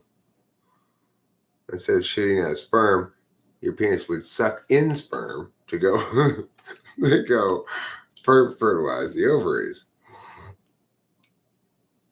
Yo, CJ O'Connell. Would you like to have testicle ovary transplant surgery? Where you get your testicles transplanted with ovaries in your scrotum? Would you like that? I'm giving out free testicle ovary surgery. Big sale today on testicle surgery. Get your testicles removed and replaced by ovaries. Hot sale, hot deal. A passion for testicle surgery. That's what's in this weed, a logo for us.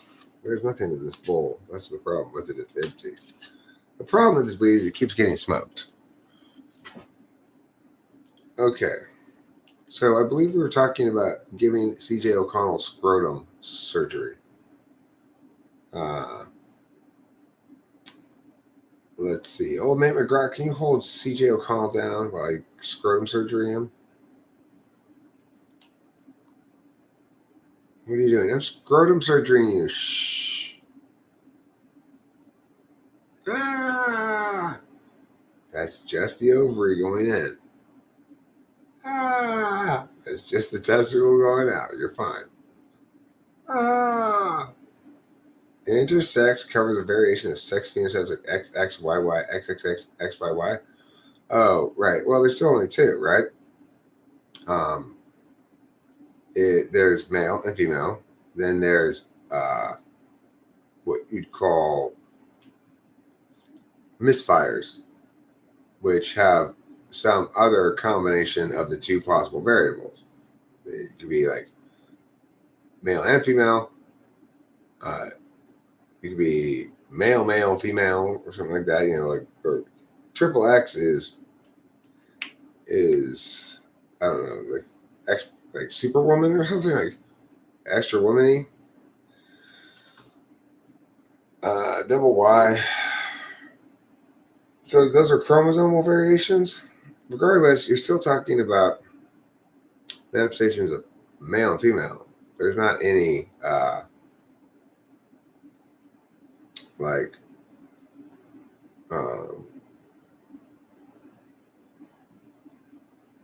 you could imagine a three-party sexual reproduction where one party lays eggs, one party shoots sperm, and one party gathers the eggs and incubates them inside of itself. So you'd like have two mothers and one father, sort of. In that case, you'd say there's a male, a female, and some other gender. Or potentially one party do the traditional male role, one party do the traditional female role in the reproduction, and then one party do the some other thing that's necessary, like sprinkle seasonings on the whole thing.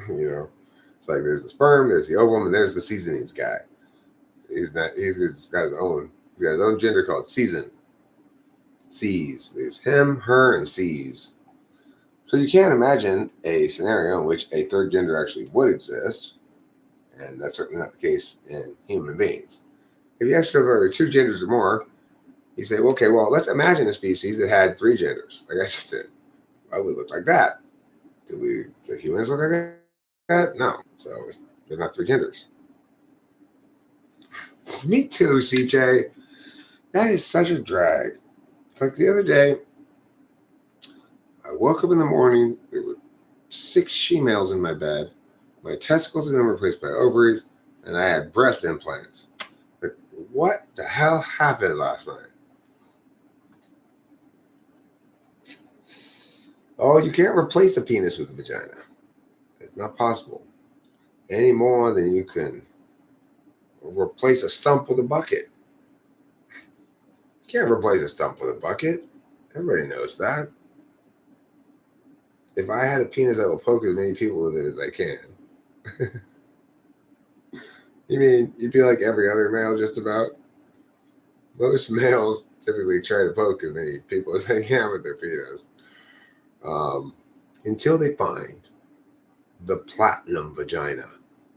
I've found that vagina.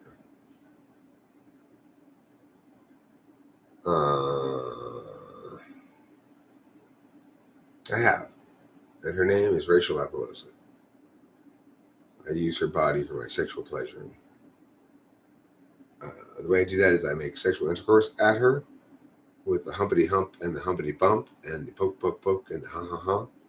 And then eventually there's some sort of meow, like people make noises and I'm not sure what's going on there. And then before you know it, some goo comes out and you feel better. And that's sexual intercourse. Before you get fixed. Who's trying to fix you? Is somebody trying to castrate a lobo for Rose? Listen, we don't call it fixed when you castrate human beings. I will take nap now. Bond continuation. Fair winds and blessed day. Fair winds and blessed day. Eric, you good? What happened to the scrotum surgery? No, but I'm considering it. And here's what I'm thinking. I would like my scrotum to be a little bit more pouty. It's a handsome scrotum. It's kind of a meow with some hair sticking out of it and stuff, But it just didn't have that extra kind of runway look that I'm going for. So I'm thinking about a little bit of Botox, a little at the top, a little on the sides, and maybe a little scrotum tuck. Fair winds and blessed day. Get away, get away, get away. Fair winds and blessed day. Get away, get away. You're gonna have a kid, right? Who? A Lobo for Rose. You're gonna have a kid, right? A Lobo for Rose. Okay. So Matthew and I were comparing scrotums the other day, and I said, "Why does your scrotum look so much more pouty than mine?" And he pointed out that it was plump in a way that mine wasn't. I said, "How did you get it so plump?" He said, "I was just born with plump genes." I said, "Damn." I said, "But there's a way you can get it too. It's called Botox." Really? Yeah, a lot of dudes been getting it. Chicks go crazy for a plump scrotum. You want the scrotum plump properly, well, the best way to do is Botox. It's low risk, easy surgery, outpatient surgery. You just shoot the neurotoxin into your scrotum and you're good to go. Yeah. Everybody needs a little neurotoxin in their scrotum if they want to look good, My problem is a lot of parts of my body aren't plump enough. I've been thinking about getting Botox for my ears. Look how skinny these ears are. Obviously, I need to get eyelash extension surgery. My eyelashes aren't long enough. That's clear. Nose hair extension surgery. You can't even see my nose hairs. That's not long enough, right? I've got a hair on the back of my mole here that I'd like to get extensions on and maybe have it dyed. Like kind of one of those spectrum things, like shading from red to purple or something. A lot of things I'd like to get done with my fleshy bits, my other stuff. I got a lot of surgery I need. I need to get these wrinkles taken out, and I want to have wrinkles put in all along here. So it's kind of a good continuum from here. Like right now it looks weird because I got wrinkles here, and then the wrinkles stop right here. So on the other hand, this part's pretty flat, but there's some wrinkles like here and here, right? So I'm going to have these wrinkles taken out and put in over here instead. Yeah, plumpness. Plumpness is one of three main vectors of beauty. You know how it's like there's sweet and there's sour and there's bitter and there's umami. The number of flavors there are not that many, but the combination of them make all of our taste. Well, the same thing is true with beauty. Three main elements of beauty. The first element of beauty is symmetry. You got to be symmetrical. Second element of beauty is plumpness. You got to be plump. And the third element of beauty is straightness. You got to have a lot of straight lines on you. So if you're plump and have straight lines and you're symmetrical, then you're beautiful. Well, my scrotum is naturally symmetrical. And when it's wrinkled up, it's got little lines on it. So far, so good. I'm just one step away from platonic scrotum. Uh-oh, not plump enough. Not plump enough. So, is that a big deal? But when you're like this close to being super gorgeous in the scrotal area, and all it takes is just one little thing, one little tweak to make it there, to get you there, it's worth it. It makes a big difference in your self-esteem. It's like straight, plump, symmetrical lines, right? Symmetrical, plump, straight lines is how it should be, said Old Man McGraw. You put the straight where the plump should go. Hi, Sarah. That fart was for you. I got you that fart at the store earlier. He's fine. I'm just mad. I was mad when I made it. I'm still annoyed, but whatever. I'm not going to make a big fuss. Her dad's a really good,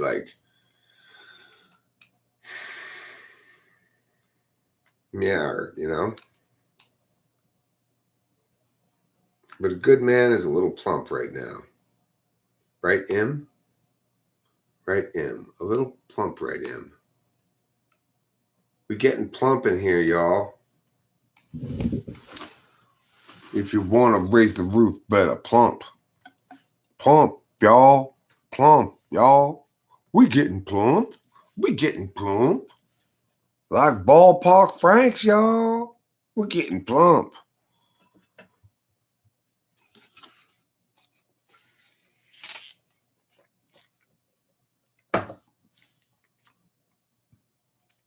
Sarah come to the club. She's looking to bump. She's looking all around for a homie that's plump. Woo, plumpy, she says to her man. Woo, plumpy, touch my hand. That's you, Sarah. That's you at the club being excited to meet a plump guy.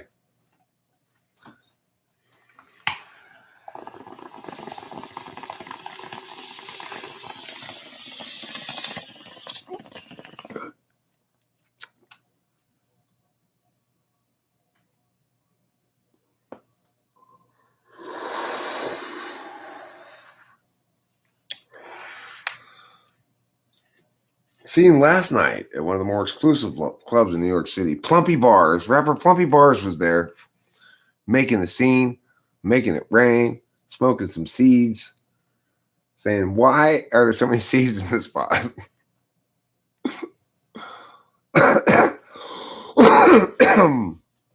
Plumpy Bars is the rapper who's really into being plump. He's not actually chubby at all. He's not about plumpness is not about chubbiness, of course. Plump is mostly a verb. You plump shit. When I roll up in the hood and the Benz, what to do, what I see when I see I plump shit. Yeah, we be plumping, motherfucker. We be plumping. Plump, plump.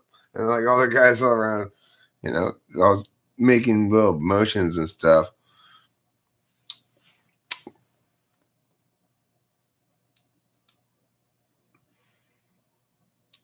Yeah.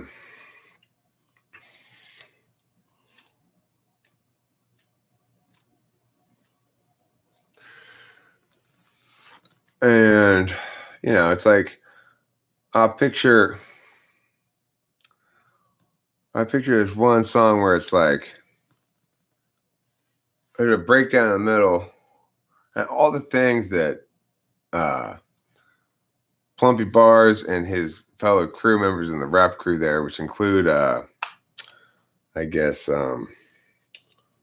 Harsh and Mellows. Plumpy Bars, Harsh and Mellows, and who was the other one? Oh yeah.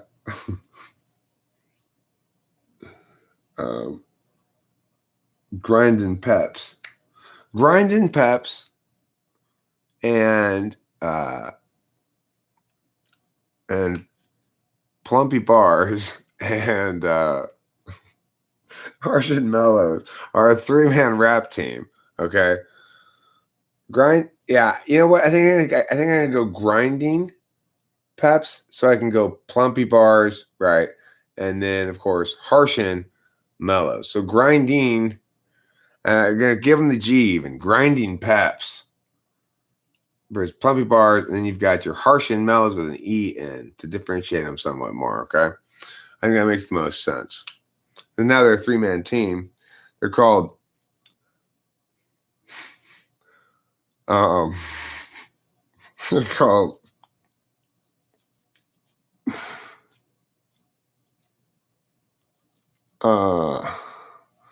Plumpin' Mellows and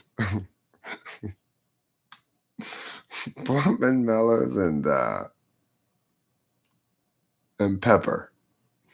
Plumpin' Mellows and Pepper. That's called the rap. That's what the rap group's called. Plumpin' Mellows and Pepper, which is P&P. P&P in the house, y'all. It's me, Plumpin'. It's Plump. No, not melons. No. No, not melons. Plumping Bars and Harsh and Mellows. Mellows, okay? Mellows. Yeah. Harsh and Mellows. Yeah, Plumping Bars is a very thin man. Because remember, plump is a verb. It's not an adjective. It's not PNP. It's M. PMP. PMP. Well, because it's Plumping Bars and it's Harsh and Mellows and it's Grindy Peps. Grindy Peps is the guy with the big pepper shaker around his neck. So it's Pepper, Mellows, and Plump. Okay? Pepper's mellow and plump. Sounds like, it's like Crosby, Stills, Nash and Young or whatever. Pepper's mellow and plump is the rap equivalent of Crosby, Stills, and Nash. Okay? PMP, right? It's called Pepper's Mellow and Plump. I'm Peppers, I'm mellow, and I am plump. We rap together every day like we a thump. I'm Peppers, I'm mellow, and I am plump. Plump, plump, plump, pepper, pepper, pepper, pepper. Yeah, when I see a breakdown of a song where, this group of 3, each of them, there's one period of song where the beat drops and they show something really cool, and then they all look at it and they go, plump! And then, and then the beat drops again, something else cool, like a big boobed girl in a bikini, big boob girl, rap girl with a bikini and like holding a crystal and stuff, right? All that stuff. And then they all look at it and go, plump! And, every breakdown they say the next thing is plump, and the things get cooler and cool. And so they go, plump, plump, double plump, triple plump, plump, plump, plump, plump it up, motherfucker. And then they just plump up the jam is right. Then they're plumping. And of course, in all of their videos, no matter what, they're barbecuing Ballpark Franks. They've got a charcoal barbecue going, and they got Ballpark Franks, and they've got buns, and all that stuff. It's going to be fun. It's going to be fun being part of Plumpin', being part of Pepper's Mellow and Plump. Fist plumping.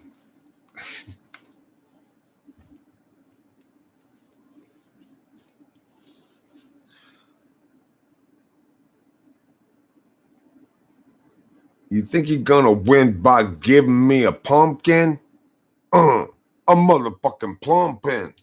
Plump, plump, girl. Plump, plump, boy. Get some like girls in the background going, plump, plump, plump, plump, plump. Like, hashtag fuck yeah. Hashtag fuck yeah is a good name for you. I would also call you, let's see.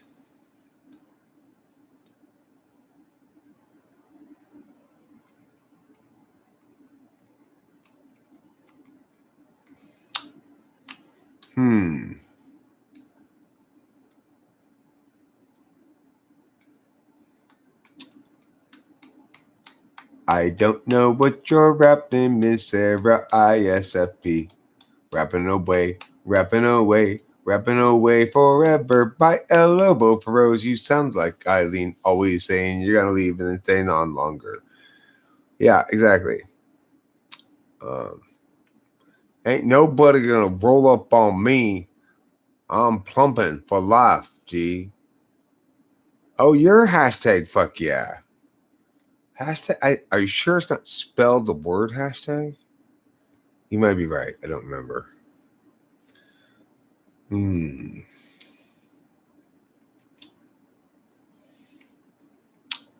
I think another rap name for you could be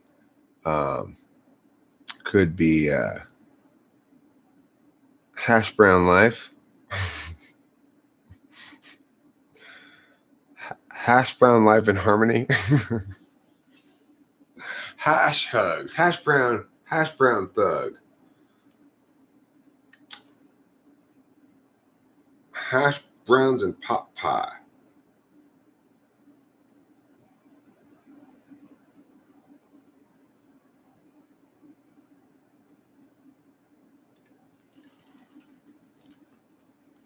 You could be Tater Tot is another thing you could be. Stay plump, stay plump.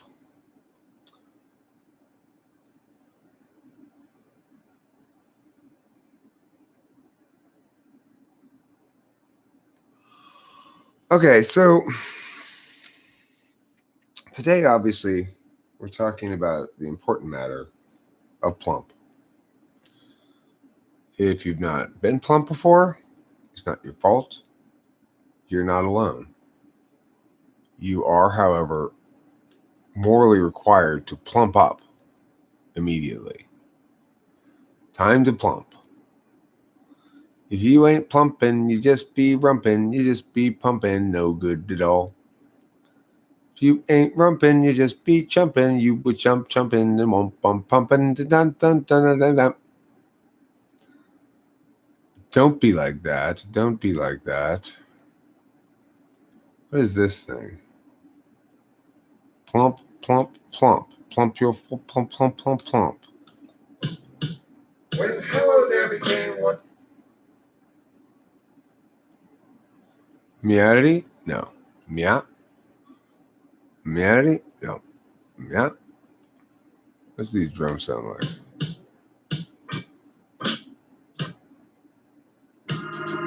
Oh, it's this thing. It's not what I want, really.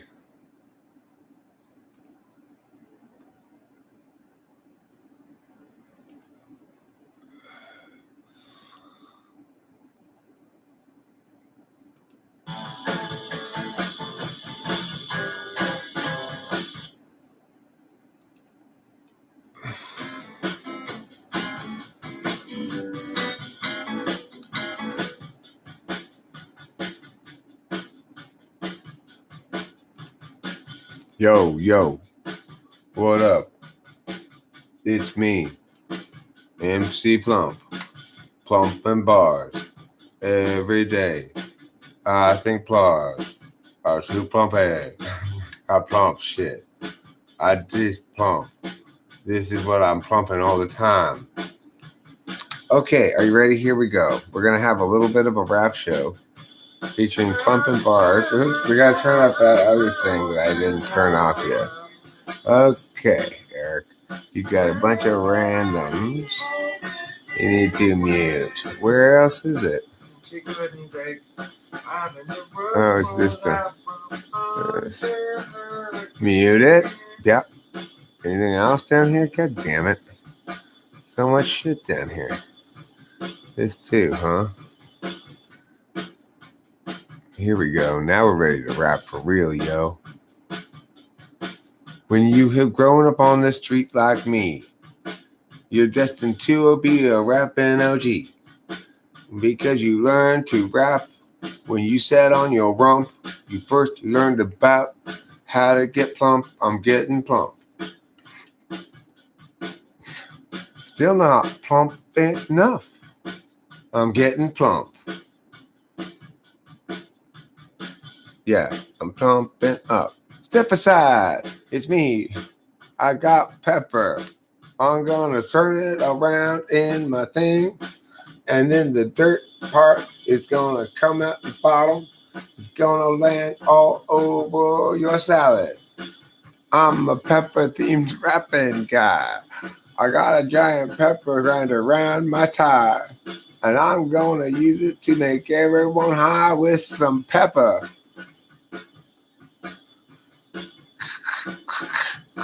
There, now you got pepper. There, now you got pepper. There, now you got pepper. Pepper for everybody. I forget what my name is. What's my name? I forget. I'm not Plumpy Bars and I'm not Grindy Peps. What's my name? I forget. Somebody help me out. I can't remember my name. I'm not Grindy Peps and I'm not the other one. So what am I? I'm not Plumpin'. And I'm not Pepper either. What's my theme as a rapper now, Giva? Who gonna tell me? Who remember? Rachel Appaloosa, how you doing, my favorite member? What is that third name? Nobody's telling me. So I'm feeling better now that I got on the internet and bended a little bit. Your brother pissing me off. Your brother is pissing me off, Rachel Appaloosa. Let me tell you. I'm plump nasty today. Listen. If you mess with a girl whose rump is mine by the name of Rachel, then it's running time. Because this here guy don't take that stuff. No. I'm going to start getting plump. I'll plump you up. Then I'll plump to the left. See that stuff? I'll be plumping it yet. If you think I'll let that stuff go on plump, touch your rump and take it down to the dump. Because I don't tolerate none of that. No, sir. That's some crap. My name is what? I forget again. What was my name? My SI sucks tonight again, for sure. What was the name of the other one? What was the non-plump guy? It was, PNP, right. What's the N? There's plump and there's... Wow, my memory is bad. PMP. That's right. It's M. PMP. Wow, my memory is bad. My memory is super bad. I can't forget it. That is. Oh, that's right. Harsh and Mellows. That's the third one. It looks like everybody forgot about me. I'm rapping Harsh and Mellow Super MC. You come up and roll up all harsh all your mellows, G, because I'm harsh and mellows. It's what I do. You smell those pillows? I hush your meadows. You think those meadows have lots of meadows? Well, you cannot see when I'm harshing your mellows. Harshing mellows. Wow, harshing mellows, you're not very good.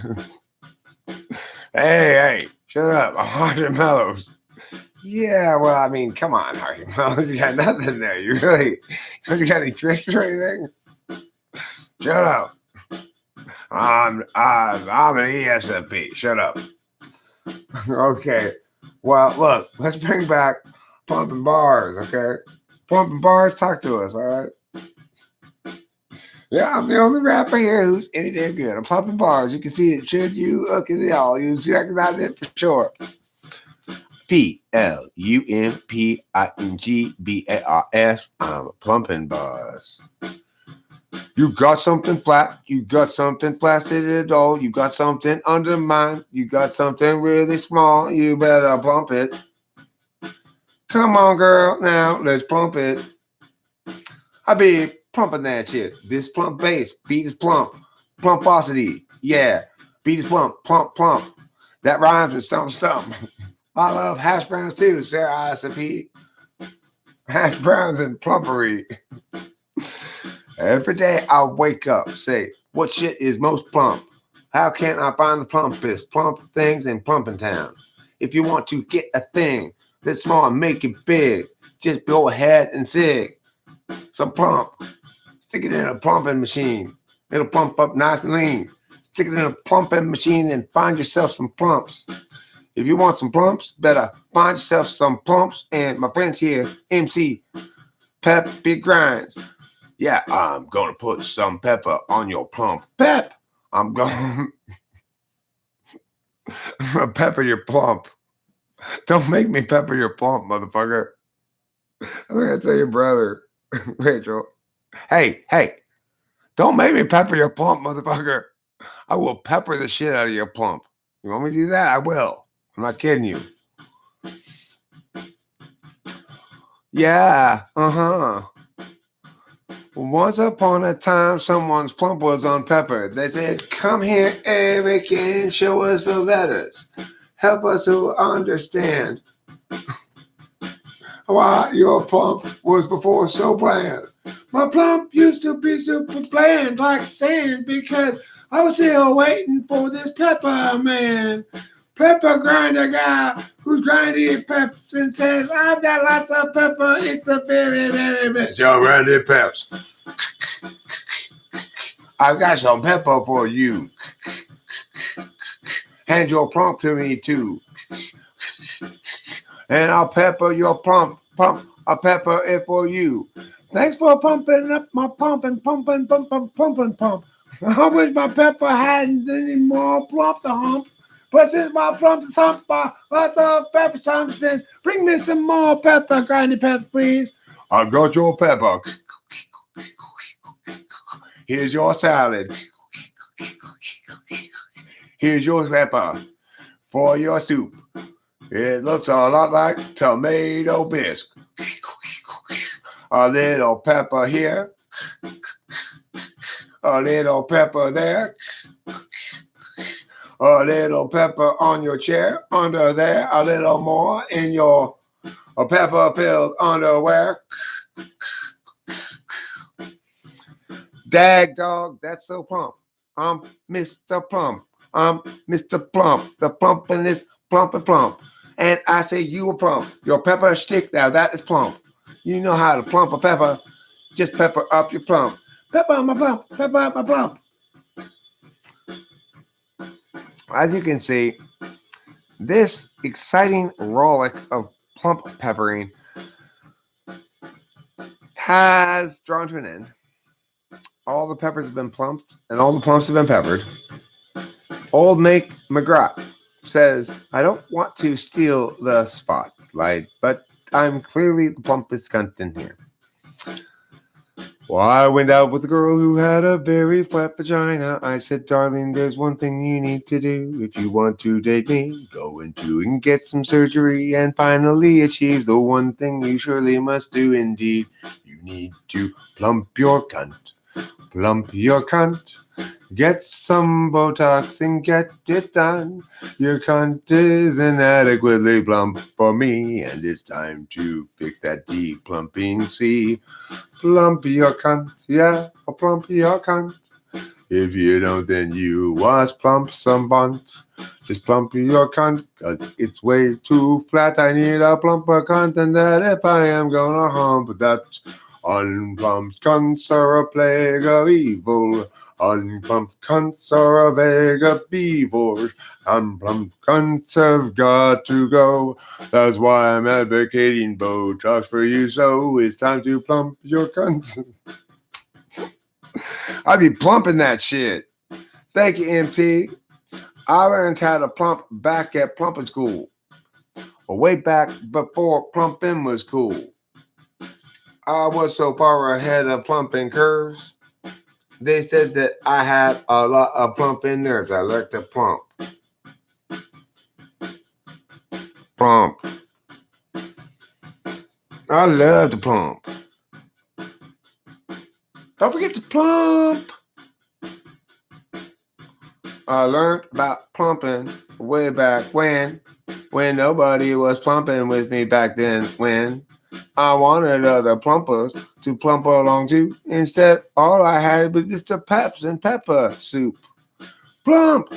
You've got to plump it up. Plump! Put some plump in my butt. You've got to plump. If you don't plump, then what will I do with all this excess plumping soup? You bought a lot of plump in bulk. You went to Costco and went down the plumping aisle. You bought a lot of plump in bulk, and now I want to know what to do. We've got too much plump.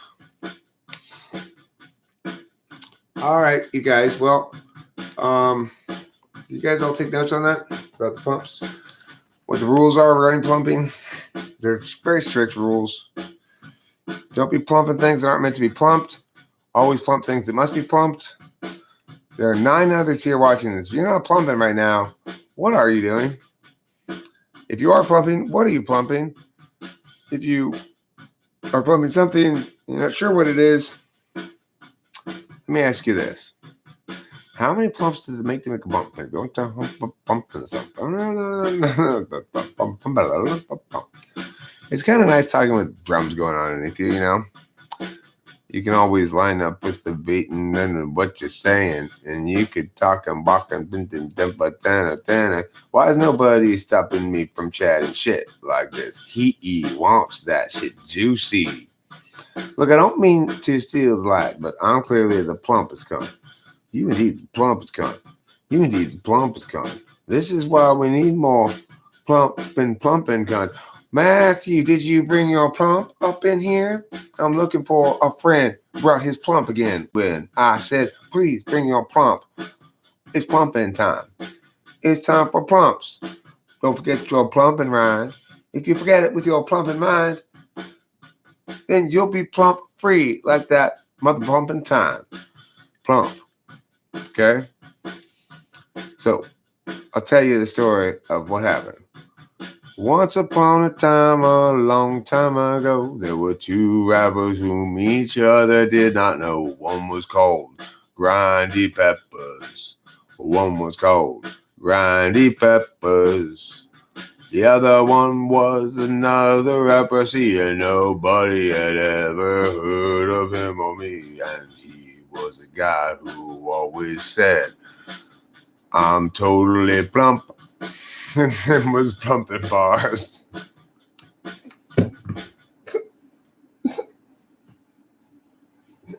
Absolutely ridiculous. It's like, I'm tired, I guess. MJ, your TI, demand reciprocity. Okay, here you go, reciprocity. Here's 5 buckets of reciprocity for you. I like reciprocity too. It's better than the alternative, which is an unfair distribution of plumpage. You should sharpen my TI today and look what I get. Will this help? Jesus, oh my. Matthew, today we're going to sharpen up your plumpage. Bust out your plumpage and let me look at it. Oh, no, that's all wrong. It's the wrong kind of plumpage you got there. If you want to plump your plumpage, you're going to have to do a better job. Call over Grindy Peps. I wanted to pepper up that plumpage, and then we'll see how it looks. Grindy Peps is here. Somebody need some pepper?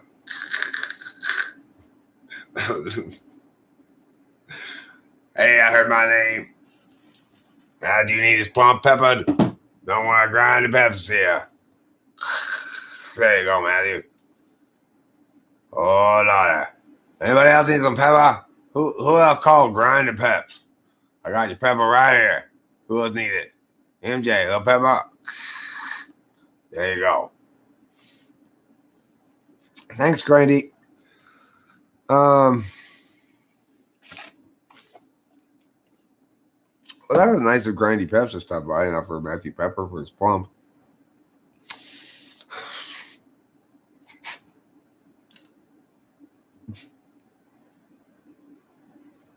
It's like all of a sudden, 12 people plus me.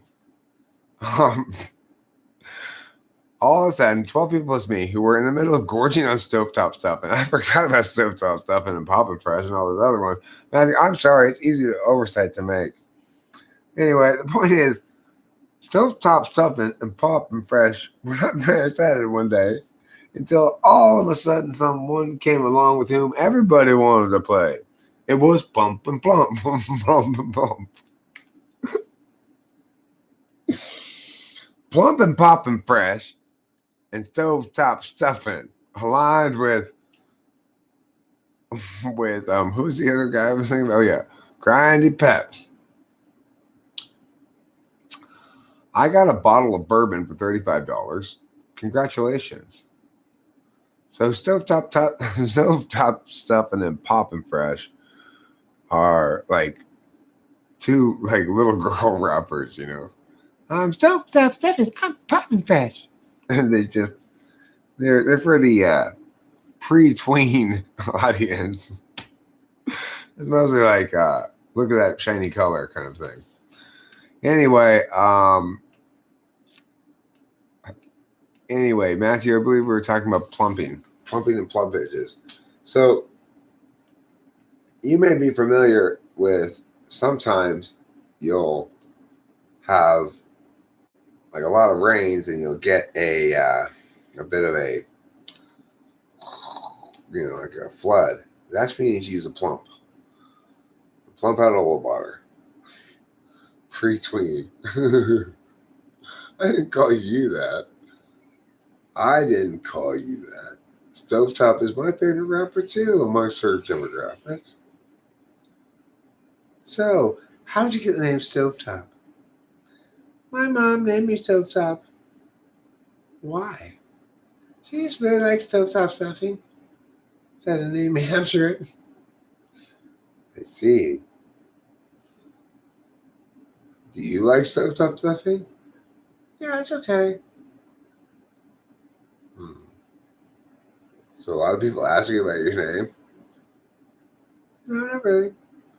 Is your last name really Stuffing? Yeah. My family name was the Stuffings. My mom was Stephen Edna Stuffing, and I'm Stovetop. I'm the daughter of Stovetop. Stephen Edna Stuffing had a daughter named her Stovetop, and she became a rapper who teamed up with Poppin' Fresh. Now, John and Julie in Fresh. John and Julie in Fresh decided to name their daughter Pop. And they happened to be at school together one day. And, it's like, the teacher's reading the names, Pop Infresh? Pop Infresh? Oh, that's Pop Infresh. I'm here. Okay, Miss Infresh, thank you. No, it's Infresh. It's E-N fresh, but all one word. Infresh. Like to enrich, but in fresh. And the teacher's like, okay, let's see. Is there a stuffing here? A stovetop stuffing. That's me. I'm Stovetop. I just gotta pause and take your roll for a second, okay? You name Stovetop stuffing? Yep. Do you get asked about this a lot? Occasionally.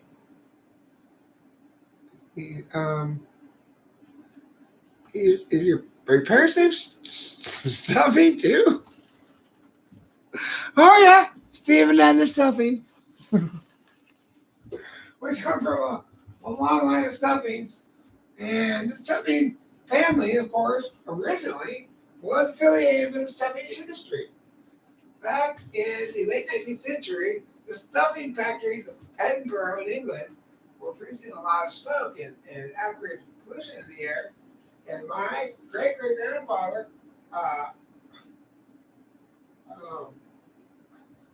Colonel Oven Stuffing, Sir Colonel Oven Stuffing,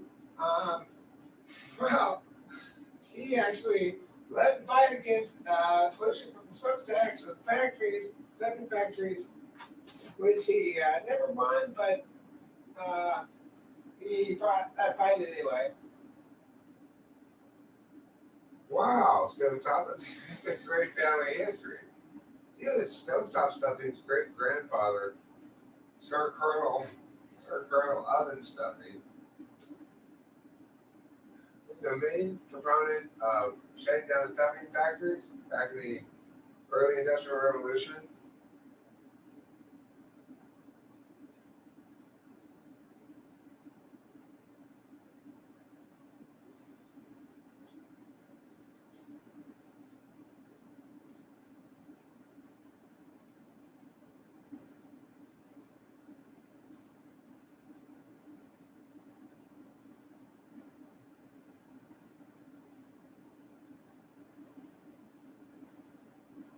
Oh, the urination. Oh, the sweet, sweet urination.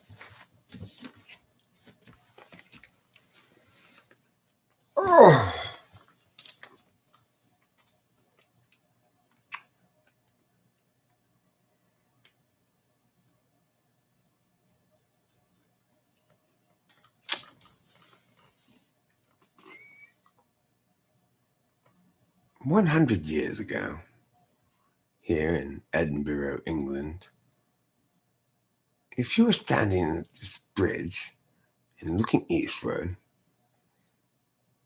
you would see nothing but stuffing factories all the way down, and the sky black with the soot billowing from the smokestacks as endless tons of stuffing moved in and out of what was then called Stuffing Town.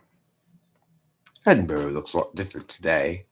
Stuffing factories are mostly all gone, with the exception of a few antique preserved ones set up for the tourist to tour. But today, I'm here to see what parts of stuffing culture still live on here in Edinburgh.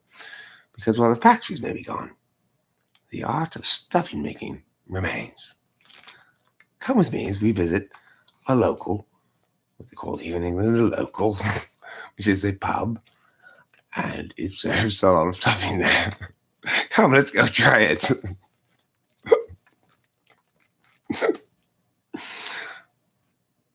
Okay, I got you. Hi, can I have a plate of stuffing, please? Your finest stuffing. You want to make stuffing? Oh, make stuffing. Um, I'll have the kidney stuffing, please. Okay, sorry. All right, while we're waiting for the stuffing, let me just give you a little bit of history on the Edinburgh kidney stuffing. What now is commonly placed thought of as the most advanced form of stuffing that people generally provide at a holiday feast. Once it was actually considered one of the more simplest stuffings back in the day. Thank you. Oh, it's here. Great, wonderful. Thank you.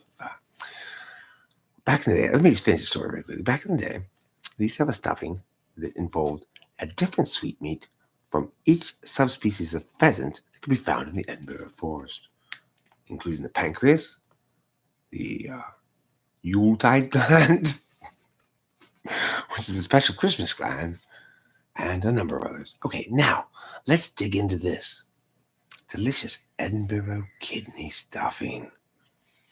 Mmm. Mmm. Tastes tastes like stuffing. Tastes a lot like stuffing with kidneys in it. It's just. I could eat this all day. I would like to. Excuse me, innkeeper, person who works at the local. Can you come over here, please? I want to talk to you for a second. Okay, now listen. This stuffing is really good. All right. I want to know. Can I just sort of hang out around here all day and eat more of the stuffing? Have you seen the Heinepy subreddit? Shit's embarrassing. Kitty meow meow pants. Are you the most wonderful kitty friend in Kitty Town? Have you captured my heart? I think you have. Uh-oh. We need to arrest somebody for kidnapping because look who captured my heart. Yes, that's right. It's P. It's my Capillo friend. It's Capillo Babio. Oh, my P. What a silly kitty you are. What a fun and delightful friend. I am so impressed by your social grace, kitty. You're such a graceful and gracious and great kitty and a gray kitty. You're all those things. You're gracious, great, grateful, and gray, and grantastic. Oh my God, you are just absolutely grantastic.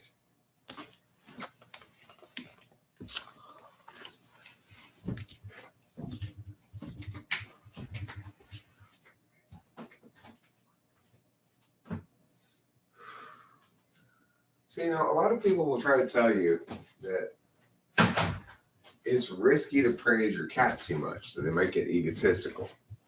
I'm here to tell you, don't buy into that. A lot of people will say, a little tough love is appropriate. Don't be afraid to tell your cat the truth. I am telling the cat the truth. It's just the truth in this case is pretty grand. I'm not aggrandizing the kitty. I am correctly describing that level of grandness. Even when she's not looking at the camera, you can see the back of her head is more attractive than as a face than the front of the head of most cats.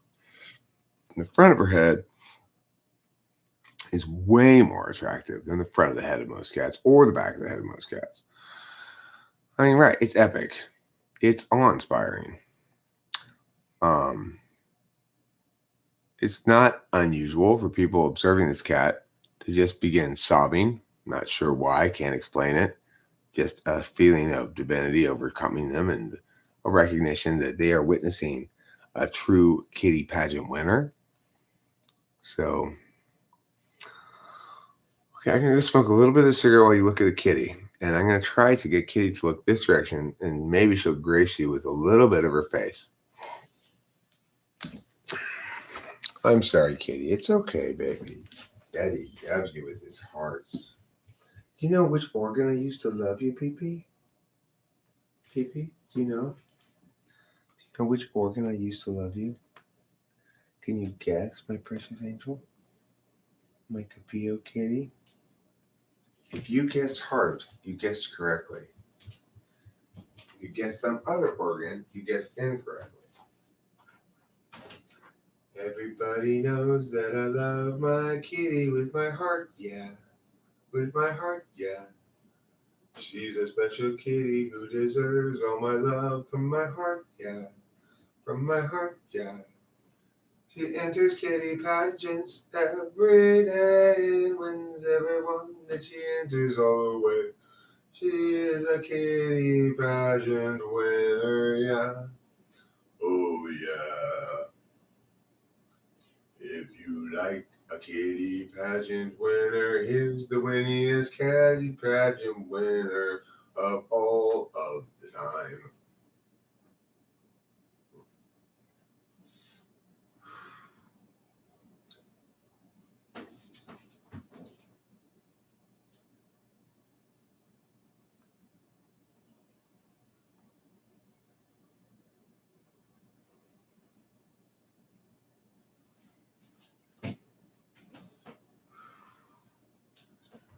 You see, here's the thing. When Capito first arrived on the scene, basically she blew wide open the field of kitty pageant winning. Everything to come before was just setting the table for the new era defined by the arrival of Capito, the world's first unanimous, universally affirmed kitty pageant winner, which everybody who had an opinion on the matter all agreed that she was the single kitty pageant winner, to the exclusion of all others. There had never been before a completely unanimous ballot because, you know, like 6 billion kitties vote on the matter. So it's hard to get them all to agree, especially since there's also 6 billion choices on the ballot. So it shows you that the 6 billion kitties all agreed that out of 6 billion choices, PP was number one, which includes the fact that PP voted for herself too, which means she's objectively self-critical in a way that's objective. Like, she's telling herself the truth about herself. She's not worried about how it makes her look. Do I look arrogant because I voted for myself? No, she doesn't worry about that. She knows the truth. She lives the truth. She is the truth. Kitty, kitty, kitty, kitty, kitty. Maybe do you like these stories I tell about you? It's because they're all true. That's why you like them. I can see your face of happiness. People can't really see it on the screen, I don't think, but I can see your face of happiness. It's a happy face. And then what happens, Ed? Well, then you win the Nobel Prize for Best Kitty. And then what happens, Eric? Well, then you get a PhD in being a super genius kitty. I see. And you become poet laureate of the kitty universe. Wow, what else?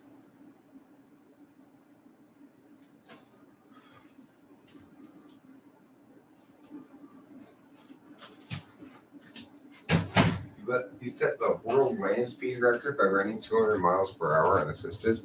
It's pretty fast, I gotta say. That one surprised me. That one was a bit surprising. Oh, kitty freshness, you are a kitty. Yes, you're kitty freshness pants.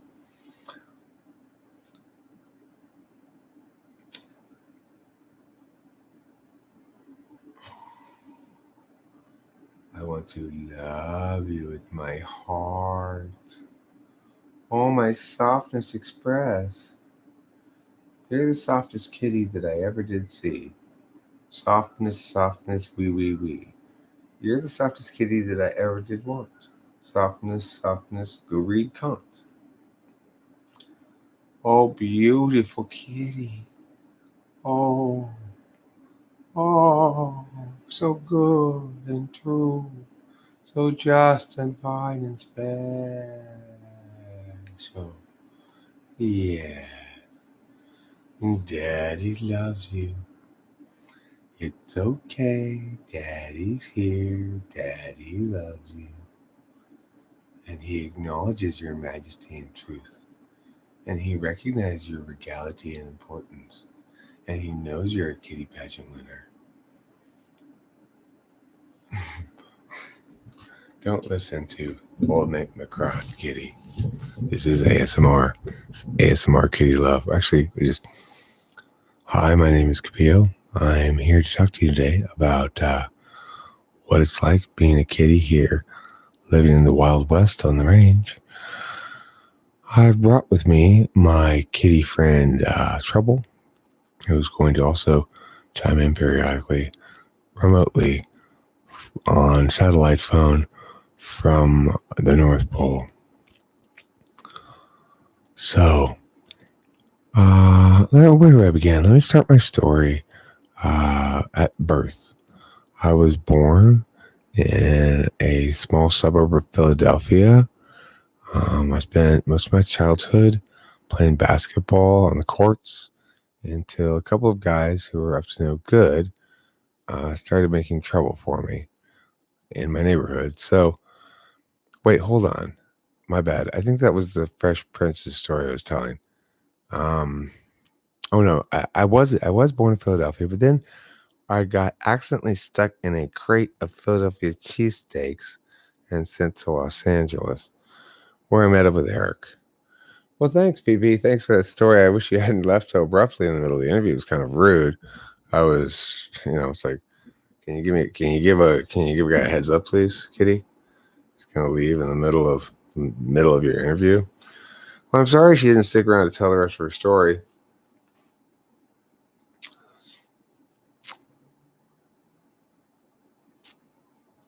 Yeah, I do too. That happens a lot. A lot of times, I think I'm the guy who really likes that song. It's not impossible to be blue with anyone. But that's not me. That's Carlton, right? Yeah, I'm pretty sure that's him. And a lot of times I think I'm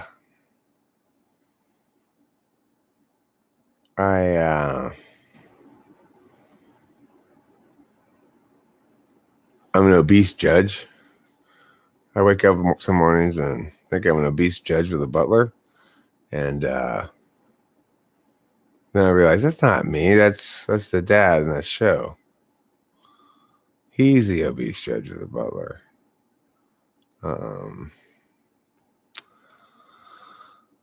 Anyhow, I'm really tired because I didn't sleep at all last night, but I don't really feel inclined to go to bed exactly. I'm feeling stressed out because of this whole Rachel's family business and the pushback and the conversation with her dad, where he's basically like, he really wants to avoid me talking to her brother, or thinks that would be a bad idea. His emotions are too high, blah, blah, blah. And so it's like, well, let's cool down then, fine. But then he's like, okay, now let's push forward with the housing thing. No. If we need a cooling down period, we need a cooling down period for everything, We don't need a cooling down period for what I want and a heating up period for what I don't want or what he wants. That's not how things are gonna go at all, And so, I've already indicated that Rachel is not going to engage in any sort of housing pursuit today, and Monday is what we're looking at. So, by the time it's cooled down on Monday enough for us to go do the housing thing, then it should be at that point cooled down as well enough for us to have the conversation. But of course, that whole cool down a little bit is really just a tactic to have me not get my demands before he gets his, and that's not going to really happen. So, the thing is, I get that he's quite convinced that pushing Rachel's brother into conversing with me right now is a bad idea. But when I asked, well, do you think there's ever going to be a point where saying that he needs me does not trigger anger and freak out? I don't think so. And he said, yeah, there will be a point. I said, yeah, well, maybe you're right. Okay, fine.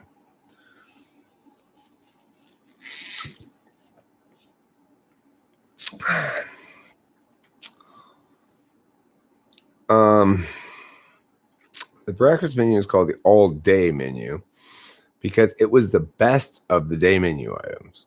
So we got selected to the all-day team.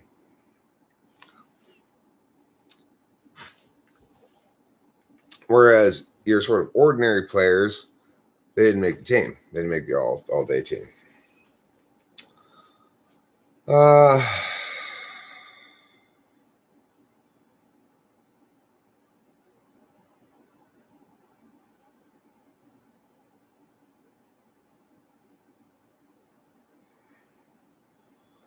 You wish you could be where? That's the land of McDonald's, the land of milk and honey.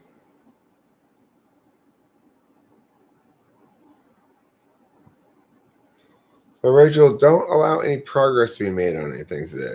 Don't let your dad sort of say, well, can you just fill out this one piece of paperwork or something like that? No progress today. Because that's what your brother wants is no progress. So that's what he's going to get is no progress. He didn't want no progress. He'd want to talk to me. If he doesn't, that means he wants no progress. So that's what he's going to get. Where are we going? Kitty went down to sit on the ground. She sometimes likes to sit on the ground. There's a little strip of carpet there.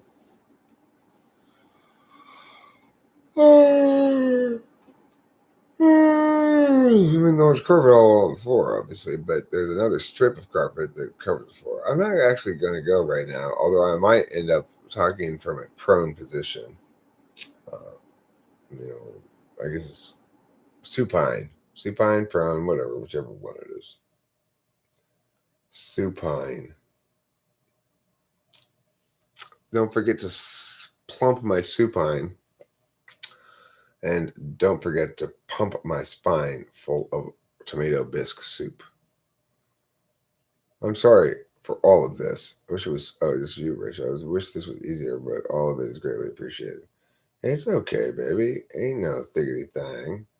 It's a bit of a challenge for me because, I'm just somebody who understands that all problems are solved with words, and all problems are the result of not using words correctly. Now, is that really true in life? I don't know, but that's how I view things. So when somebody won't cooperate with words to solve problems, they're both the cause of the problem and the prevention of the solution concurrently, in my opinion. And that makes me mad because I am upholding the good. I'm upholding virtue, good, truth, justice, and transparency, which is a lot less opaque than opacity. Obviously. You know what's totally less opaque than opacity? What? Transparency. Ooh, you're right.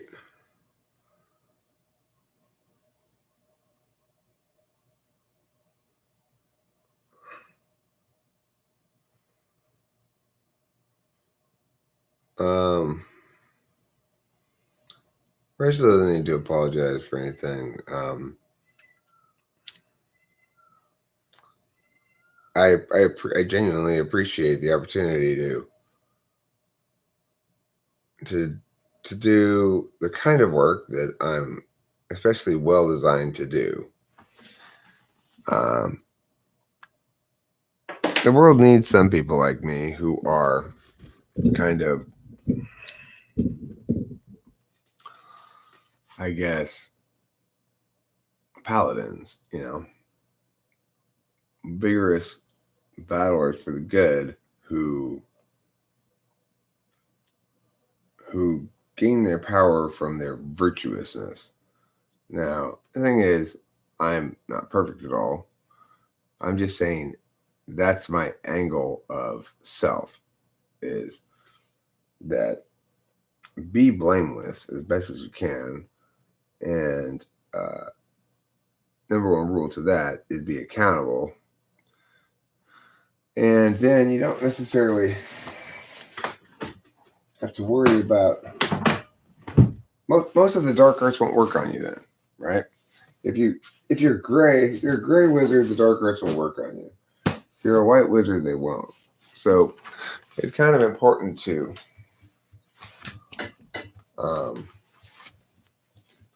walk the narrow path, because it's kind of like a binary protection. It's not something you can be somewhat less principled and then have just somewhat less positive effects of being principled. You can't do that. That's not principled, so it doesn't work that way. But it doesn't mean you never fuck up or you're never unprincipled, but you have a built-in a principled way of dealing with that, of processing the fact that you've incurred some sort of moral culpability or moral debt of some kind. Sure, baby, you can be a blue wizard. You can be whatever you want to be. You're my precious, precious, precious, precious, precious, precious wonder. You're my golem's ring of power. If I were Golem, you'd be the ring. And when that hobbit went to throw you in the volcano, I would jump in there after you, but I'd make sure to grab the hobbit and bring him with me.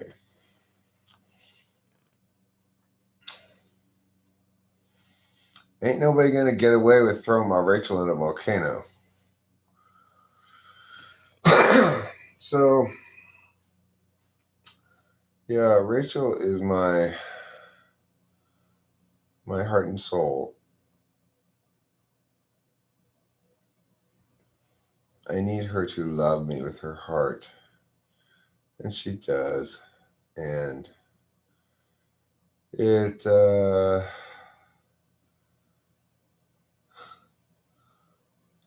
one thing I really can't do without,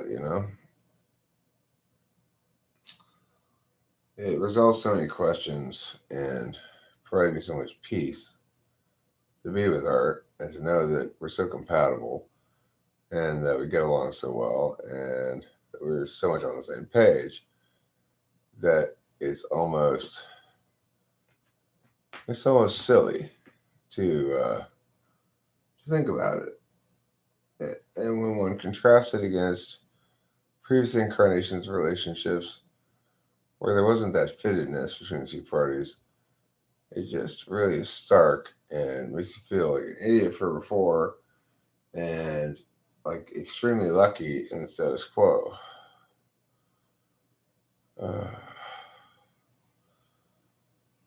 I am getting a little bit sleepy.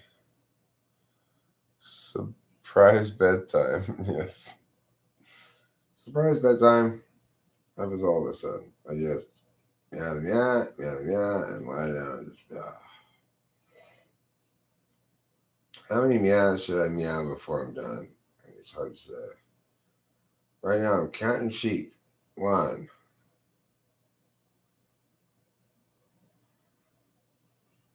2. They're slow sheep. When he goes to bed every night thinking about you, Rachel, is so pathetic. You gotta love you. Gotta love you, him. You gotta love you, him. I do go to bed every night thinking about my Rachel and Felosa. And lamenting our separation. And,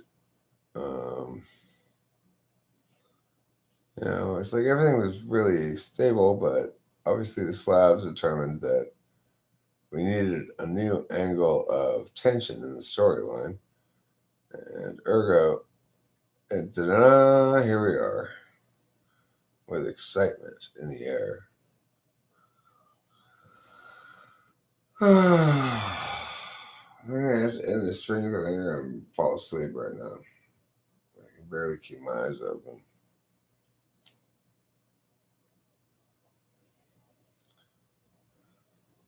I might fall asleep for a second before I turn it off. If I do, just if you need to get my attention, just holler and snap your fingers or whistle, and I'll look over and see.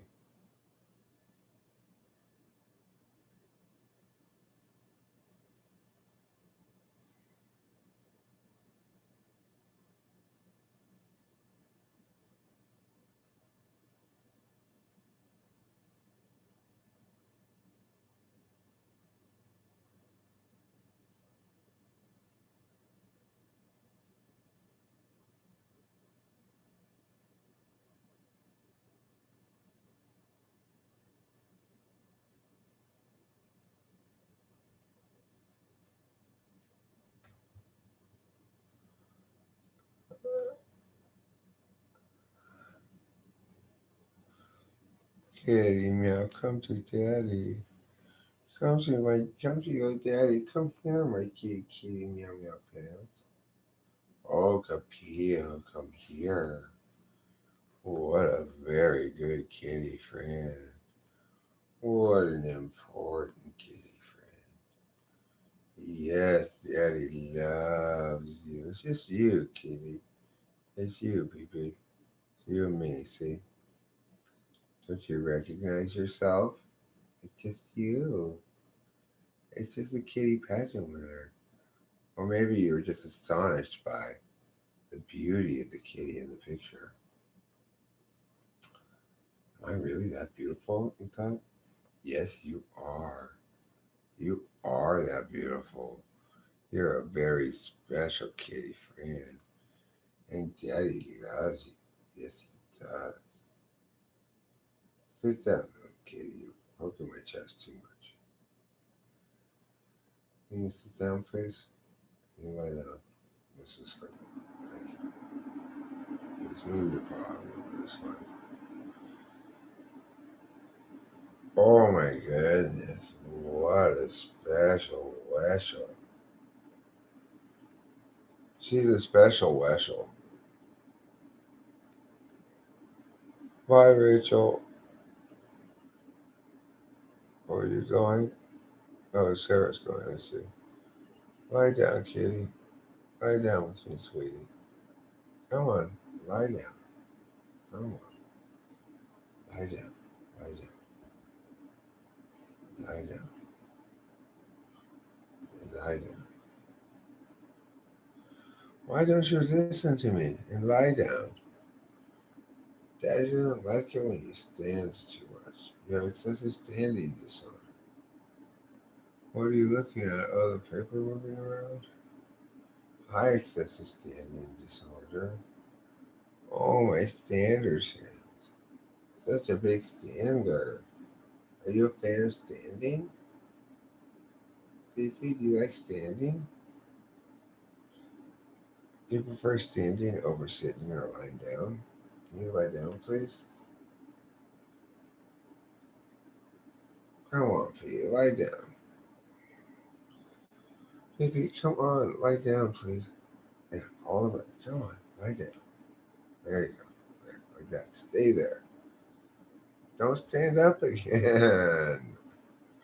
I hate standing up, kitty. Come on, stand up, kitty. Lie down. You're not listening to me, Fifi.